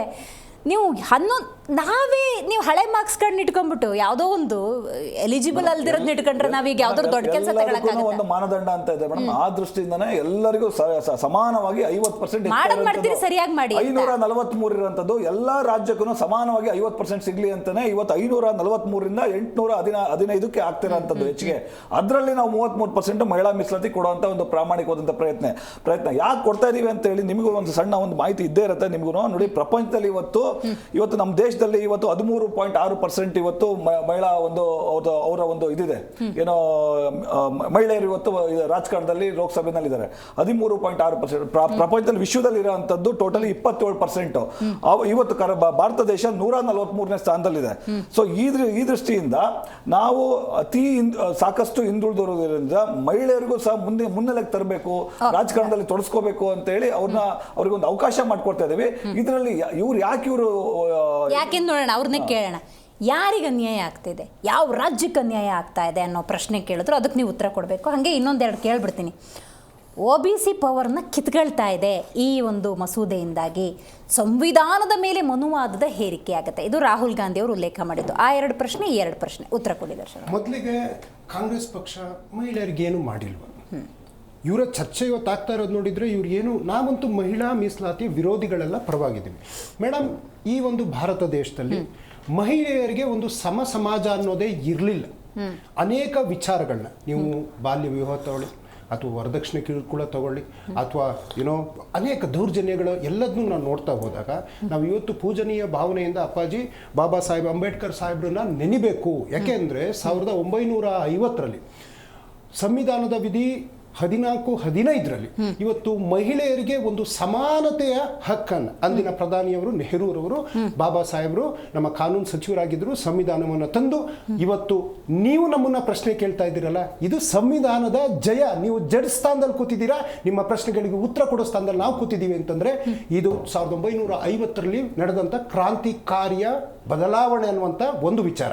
ಇನ್ನೊಂದು ಮೇಡಮ್, 1955-56ರಲ್ಲಿ ಹಿಂದೂ ವಿವಾಹ ಮತ್ತು ಉತ್ತರಾಧಿಕಾರಿ ಕಾಯ್ದೆ, ಹಿಂದೂ ವಿವಾಹ ಅಂದರೆ ಸಾಮಾಜಿಕವಾಗಿ ಅವರಿಗೆ ಹಕ್ಕುಗಳು ಸಿಗುವಂಥದ್ದು ಮತ್ತು ಮಹಿಳೆಯರಿಗೆ ಆಸ್ತಿಯಲ್ಲಿ ಹಕ್ಕು ಕೊಡುವಂಥ ಕಾನೂನು ತಂದಿದ್ದು ನಾವು ಕಾಂಗ್ರೆಸ್ನವರು ಮೇಡಮ್. ಹಾಗೆಯೇ 1960ರಲ್ಲಿ ವರದಕ್ಷಿಣೆ ನಿಷೇಧ ಕಾಯ್ದೆ, ಎಷ್ಟೋ ಸಾವು ನೋವುಗಳು ಆಗ್ತಾ ಇತ್ತು, ಹೆಣ್ಣುಮಕ್ಳ ಮೇಲೆ ದೌರ್ಜನ್ಯ ಆಗ್ತಾ ಇತ್ತು, ಅನ್ನೂ ನಾವು ಹೆಣ್ಣುಮಕ್ಳಿಗೆ ನ್ಯಾಯ ಕೊಡಿಸುವಂತ ಕೆಲಸ ಮಾಡಿದ್ವಿ ಮೇಡಮ್. 1992-93ರಲ್ಲಿ PV ನರಸಿಂಹರಾಯರು ಅವತ್ತು ಅಡಿಪಾಯ ಹಾಕಿದ್ದು 33% ಏನು ಮೀಸಲಾತಿಗೆ. ಅದಾಗಿ 1992ರಲ್ಲಿ ಮೇಡಮ್ ಇವತ್ತು ಮಹಿಳಾ ಆಯೋಗ, ರಾಷ್ಟ್ರೀಯ ಮಹಿಳಾ ಆಯೋಗವನ್ನ ಈ ದೇಶದಲ್ಲಿ ತಂದು ಮಹಿಳೆಯರ ಹಕ್ಕುಗಳನ್ನ ಏನು ಕಾಪಾಡಿದ್ದು ಇದೇ ಕಾಂಗ್ರೆಸ್ ಪಕ್ಷ ಅಂತ ಹೇಳ್ತಾ 2005ರಲ್ಲಿ ಕೌಟುಂಬಿಕ ದೌರ್ಜನ್ಯ ತಡೆ ಕಾಯ್ದೆಯನ್ನು ಸಮೇತ ಹೆಣ್ಣು ಮಕ್ಕಳ ಬದುಕಿಗೋಸ್ಕರ ಕಾಂಗ್ರೆಸ್ ಪಕ್ಷ ತಂದಿದೆ. ಹಾಗೇನೆ ಹಿಂದೂ ಉತ್ತರಾಧಿಕಾರಿ ಕಾಯ್ದೆ ಅಂದ್ರೆ ಹೆಣ್ಣು ಮಕ್ಕಳಿಗೂ ತಂದೆಯರ ಆಸ್ತಿಯಲ್ಲಿ ಸಮಾನ ಹಕ್ಕು ಪಡೆಯುವಂತ ಕಾಯ್ದೆಯನ್ನು ನಾವು ತಂದಿದ್ವಿ. ಮೇಡಮ್, ನೆರೇಗದಲ್ಲೂ ಸಮೇತ ಸ್ತ್ರೀ ಪುರುಷ ಇಬ್ಬರಿಗೂ ಈಕ್ವಲ್ ಆಗಿ ಸಂಬಳ ಕೆಲಸ ಸಿಗುವಂತ ಕಾರ್ಯವನ್ನು ನಾವು ತಂದ್ವಿ. ನಿರ್ಭಯ ನಿಧಿ ಅಂತ ತಂದ್ವಿ ಮೇಡಮ್. ಆದ್ರೆ ನನಗೆ ಬಹಳ ನೋವಿನ ಸಂಗತಿ, 4,000 ಕೋಟಿ ನಿರ್ಭಯ ನಿಧಿನಲ್ಲಿ ಶ್ರೀ ನರೇಂದ್ರ ಮೋದಿ ಅವರ ಏನು ಅವರ ಸರ್ಕಾರದ ಮಾರ್ಕೆಟಿಂಗ್ ಅಡ್ವರ್ಟೈಸ್ಮೆಂಟ್ಗೆ ಹಣ ಹೋಯ್ತು ಹೊರತು ಒಂದು ಹೆಣ್ಣು ಮಗಳಿಗೂ ಆ ಸದ್ದು ಬಳಕೆ ಆಗಿಲ್ಲ. ಇದು ನೋಡಿ ನಾವು ಇಲ್ಲಿ ತನಕ ಹೆಣ್ಣು ಮಕ್ಕಳ ಬಗ್ಗೆ ಮಾಡ್ಕೊಂಡು ಬಂದಿರೋದು ಒಂದು ವಿಚಾರ. ಮೇಡಮ್, ಈಗ ನೀವು ಕೇಳ್ತಾ ಇದ್ದೀರಾ ನೀವು ಯಾಕೆ ವಿರೋಧಿ ಅಂತ, ಯಾವ ರಾಜ್ಯಕ್ಕೆ ಯಾರಿಗೆ ಹೆಂಗೆ ಅನ್ಯಾಯ ಅಂತ. ಮೇಡಮ್, ಈಗ ನಮ್ದು 28 ಕ್ಷೇತ್ರ ಇದೆ, 28 ಇದ್ದಿದ್ದು 42 ಆಗ್ತಾ ಇದೆ. 14 ಕೊಡಬೇಕು. ಉತ್ತರ ಪ್ರದೇಶ 80 ಇದೆ, 80 ಇದ್ದಿದ್ದು 143 ಆಗ್ತಾ ಇದೆ.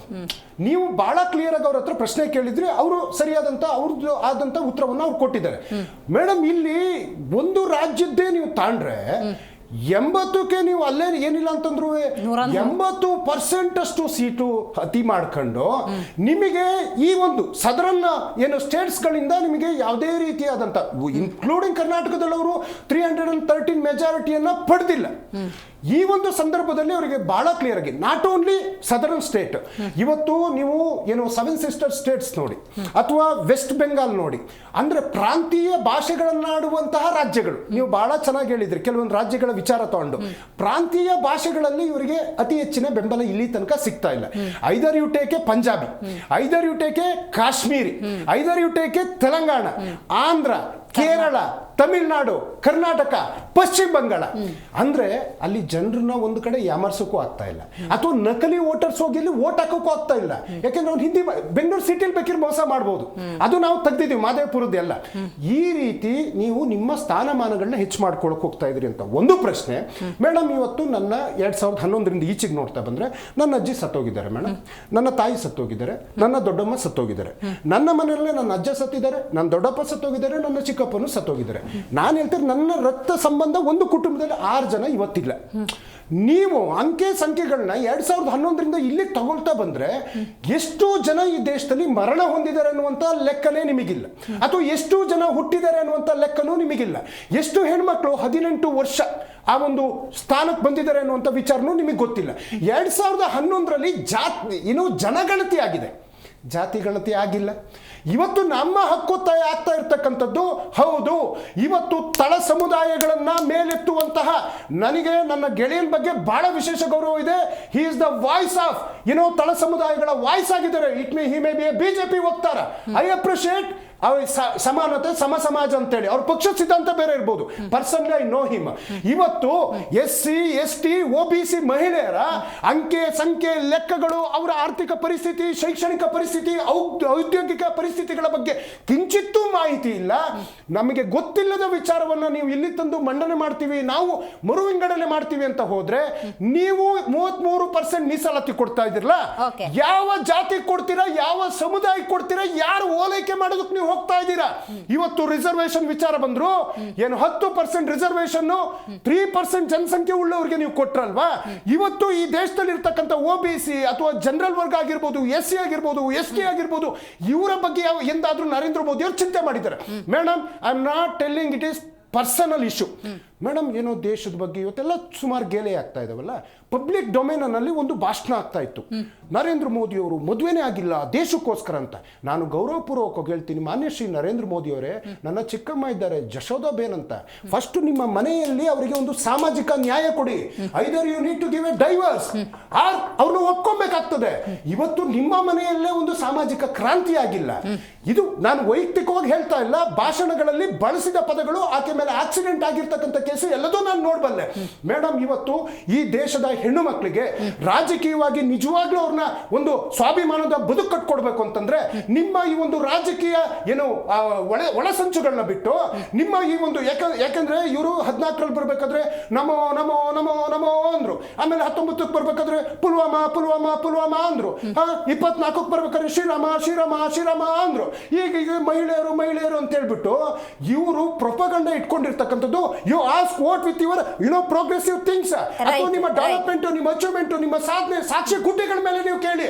ನಿಮಗೆ ಈ ದೇಶದಲ್ಲಿ ಮುಂಬರುವ ಚುನಾವಣೆಯಲ್ಲಿ ಸೋಲ್ತೀವಿ ಅಂತ ಸಂಪೂರ್ಣವಾದಂತಹ ವಿಶ್ವಾಸ ಇರೋ ಕಾರಣ ಜನರ ವಿಶ್ವಾಸವನ್ನ ಬೇರೆ ರೀತಿ ಡೈವರ್ಟ್ ಮಾಡಿ ಗೆಲ್ಲೋದಕ್ಕೋಸ್ಕರ ಇವತ್ತು ಸದರನ್ ರಾಜ್ಯಗಳನ್ನ ಉಸಿರು ಕಟ್ಟಿಸಿ ಮತ್ತೆ ಮಹಿಳೆಯರ ನಿಜವಾದ ಹಕ್ಕುಗಳನ್ನ ಕಿತ್ಕೊಳ್ಳುವಂಥದ್ದು. ಮೇಡಮ್, ನಾನು ನೇರವಾಗಿ ಹೇಳ್ತಾ ಇದ್ದೀನಿ, ನನಗೆ ಅವರು ಎಷ್ಟೇ ವಿರೋಧ ಮಾಡಿದ್ರು ಪರವಾಗಿಲ್ಲ, SC ST OBC ಹೆಣ್ಣು ಮಕ್ಕಳ ಒಂದು ಹಕ್ಕನ್ನ ಕಿತ್ಕೊಂಡ್ರೆ ಅದು ಒಂದು ದೇಶದ್ರೋಹಿ ಕೃತ್ಯ ಆಗ್ತದೆ. ಇವತ್ತು ಸಮಾಜ ಅಂತೇಳಿ ಬಾಬಾ ಸಾಹೇಬ್ರು ಇವ್ರು ಹೇಳಿದ್ರು, ಬಸವಣ್ಣವರು ಬಾಬಾ ಸಾಹೇಬ್ರು ಅಂದ್ರು. ಅವರಿಗೆ ಹೆನ್ರಿ ಮೋದಿ ಅವ್ರನ್ನ ತುಲನೆ ಮಾಡ್ತಾ ಇದ್ದೀರಾ? ಅಣ್ಣ ಬಸವಣ್ಣ ಎಲ್ಲಿ ಬಾಬಾ ಸಾಹೇಬ್ ಅಂಬೇಡ್ಕರ್ ಅವರು ನಮಗೆ ಜನ್ಮ ಕೊಟ್ಟಿದ್ದು ನಮ್ಮ ಅಪ್ಪ ಆಗಿರ್ಬೋದು ಮೇಡಮ್, ನನಗೆ ಬದುಕು ಕೊಟ್ಟಂತ ಅಪ್ಪಾಜಿ ಬಾಬಾ ಸಾಹೇಬ್ ಅಂಬೇಡ್ಕರ್ ಅವರು ಅಂತ ಎದೆ ತಟ್ಟಿ ಹೇಳ್ತೀನಿ. ಇವತ್ತು ಈ ಎಲ್ಲ ಪರಿಸ್ಥಿತಿಗಳನ್ನ ನಾವು ನೋಡ್ತಾ ಬಂದ್ರೆ ನಾವು 33% ಅವತ್ತು ಮಾಡಿದ್ವಲ್ಲ. ನೀವು ಕೇಳಿದ್ರಿ ಮೇಡಮ್, ಇವತ್ತು ಏನು ಪಟ್ಟಣ ಪಂಚಾಯತಿ ತಗೊಳ್ಳಿ, ನಗರ ಪಂಚಾಯತಿ ತಗೊಳ್ಳಿ, ಅಥವಾ ಮಹಾನಗರ ಪಾಲಿಕೆ ತಗೊಳ್ಳಿ, ಗ್ರಾಮ ಪಂಚಾಯತಿ, ಜಿಲ್ಲಾ ಪಂಚಾಯತಿ, ತಾಲೂಕ್ ಪಂಚಾಯತಿ, ಈ ದೇಶದಲ್ಲಿ 15 ಲಕ್ಷ ಹೆಣ್ಣು ಮಕ್ಕಳು ಇವತ್ತು ರಾಜಕಾರಣದಲ್ಲಿ ಬಂದು ನಿಂತಿದ್ದಾರೆ ಅಂತಂದ್ರೆ ಅದಕ್ಕೆ ಕಾರಣ ಕಾಂಗ್ರೆಸ್. ಇವತ್ತು ಆಯ್ತು ಪ್ರತಿನಿಧಿಯ ಮಹಿಳೆಯರಿಗೆ ಅಂತ 33% ಅಂದ್ರಲ್ಲ, ಕರ್ನಾಟಕದಲ್ಲಿ ಮೊನ್ನೆ ಚುನಾವಣೆ ಆಯ್ತಲ್ಲ, ಎಷ್ಟು ಜನ MP ಅವರಿಗೆ ಇವರು ಟಿಕೆಟ್ ಕೊಟ್ಟಿದ್ದಾರೆ? ಇವರು ಎಷ್ಟು ಜನ? ಅವ್ರಿಗಿಂತ ಹೆಚ್ಚು MP ಅವರು ನಮ್ಮಲ್ಲಿದ್ದಾರೆ. ರೈಟ್. ಕ್ಷೇತ್ರ ವಿಂಗಡಣೆಯನ್ನ ವಿರೋಧ ಮಾಡಿದ್ರೆ ಮಹಿಳಾ ಮೀಸಲಾತಿಯನ್ನ ಹೆಂಗೆ ವಿರೋಧಿಸ್ದಂಗೆ ಆಗ್ತಾ ಇದೆ? ಅವ್ರ ಕ್ಷೇತ್ರ ವಿಂಗಡಣೆಯನ್ನ ವಿರೋಧಿಸ್ತಾ ಇರೋದು, ನಾಟ್ ಮಹಿಳಾ ಮೀಸಲಾತಿ. ಹಾಗಾಗಿ ಹೆಂಗಾಗತ್ತೆ ಅನ್ನೋದು ಉತ್ತರ ಕೊಡಬೇಕು. ಎರಡನೇದು ಸೋಲಿನ ಭೀತಿ ನಿಮಗೆ. ನಾವು ಪ್ರಮುಖವಾಗಿ ತಗೊಂಡು ಬಂದಿರೋಂಥ ವಿಚಾರ ಮಹಿಳಾ ಮೀಸಲಾತಿ. ಮಹಿಳಾ ಮೀಸಲಾತಿ ಕೊಡಬೇಕು ಅಂತಂದ್ರೆ ಅಲ್ಲಿ ಒಂದು ಕಾನೂನು ತೊಡಕಿದೆ ಮೇಡಮ್. ಸೊ ಒಂದು ಕ್ಷೇತ್ರಗಳು 541ರಲ್ಲೇನೆ ಕೊಡೋದಕ್ಕೆ ಕಷ್ಟ ಸಾಧ್ಯ. ಯಾಕೆಂತಂದ್ರೆ ಅದು ಮತ್ತೆ ಜನಗಣತಿ ಆಗ್ಬೇಕಾಗತ್ತೆ. ಆ ದೃಷ್ಟಿಯಿಂದ ಜನಗಣತಿ ಆಗಿ ಅದ್ರದ ವರದಿ ಎಲ್ಲ ಬಂದು ಅದಕ್ಕೆ ಆದ್ಮೇಲೆ ಒಂದು ಆಯೋಗ ರಚನೆ ಮಾಡಿ ಆಯೋಗದ ವರದಿ ಮುಖಾಂತರ ಮತ್ತೆ ಬಿಲ್ ಮಂಡನೆ ಆಗ್ಬೇಕಾಗತ್ತೆ. ಅಟ್ಲೀಸ್ಟ್ ಇಷ್ಟೊಂದು ಡಿಲೇ ಆಗಿದೆ, ಇನ್ನೂ ಡಿಲೇ ಆಗಬಾರ್ದು. ಅಲ್ಲ, ಅವರೊಂದು 50 ವರ್ಷ ಕಳೆದ್ರು, ನೀವು 10-12 ವರ್ಷ ಕಳೆದಿದ್ದೀರಾ. ಅದಕ್ಕೋಸ್ಕರನೇ ಮೇಡಮ್ ಆಗಿದೆ, ಡಿಲೇ ಆಗಿದೆ, ವಿವಿಧ ಕಾರಣಗಳಿಂದ ಡಿಲೇ ಆಗಿದೆ. ಇನ್ನಾದ್ರೂ ಡಿಲೇ ಆಗಬಾರ್ದಲ್ಲ.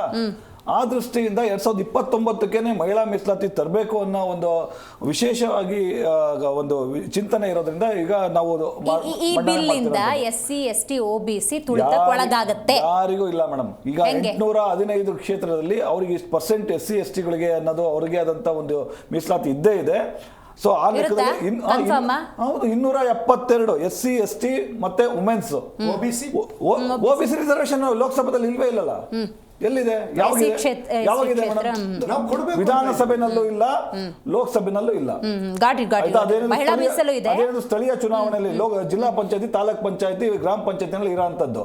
ಸೊ ಮಹಿಳಾ ಮೀಸಲಾತಿ 33%, SC ಮತ್ತೆ ST ಒಳಗೊಂಡಂತೆ 815 ಒಂದು ಲೋಕಸಭಾ ಕ್ಷೇತ್ರದಲ್ಲಿ 272 ಇವರೇ ಇರ್ತಾರೆ. ಈ ಸಮುದಾಯನೇ ಇರುತ್ತೆ. ಆ ದೃಷ್ಟಿಯಿಂದ ಇದು 2029ಕ್ಕೆ ಮಹಿಳೆಯರಿಗೆ ಅವರಿಗೆ ಹಕ್ಕು ಕೊಡಬೇಕು ಅನ್ನೋ ಸದುದ್ದೇಶದಿಂದ ಮಾಡ್ತಾ ಇದ್ವಿ. ಇವ್ರಿಗೆ ಮಹಿಳೆಯರ ಬಗ್ಗೆ ಕಿಂಚಿತ್ತು ಅವರಿಗೆ ಒಂದು ಅಭಿಮಾನ, ಅವರಿಗೆ ಪ್ರೋತ್ಸಾಹ ಕೊಡಬೇಕು, ಅವ್ರ ಉತ್ತೇಜನ, ಅವ್ರ ಸಬಲೀಕರಣದ ಬಗ್ಗೆ ಆಸಕ್ತಿ ಇದ್ರೆ ಕಾಂಗ್ರೆಸ್ ಏನು ಇಲ್ಲಿ ಮತ ಚಲಾವಣೆ ಇದೆ ಇವಾಗ ಲೋಕಸಭೆ ಮತ್ತೆ ರಾಜ್ಯಸಭೆಯಲ್ಲಿ ಸಹಕಾರ ಕೊಡ್ಲಿ. ಸೌತ್ ಇಂಡಿಯಾ ದಕ್ಷಿಣದ ರಾಜ್ಯಗಳನ್ನ ಹತ್ತಿಕ್ಕೋ ಪ್ರಯತ್ನ, ಧ್ವನಿಯನ್ನ ತಗ್ಗಿಸ್ತಿರೋ ಪ್ರಯತ್ನ.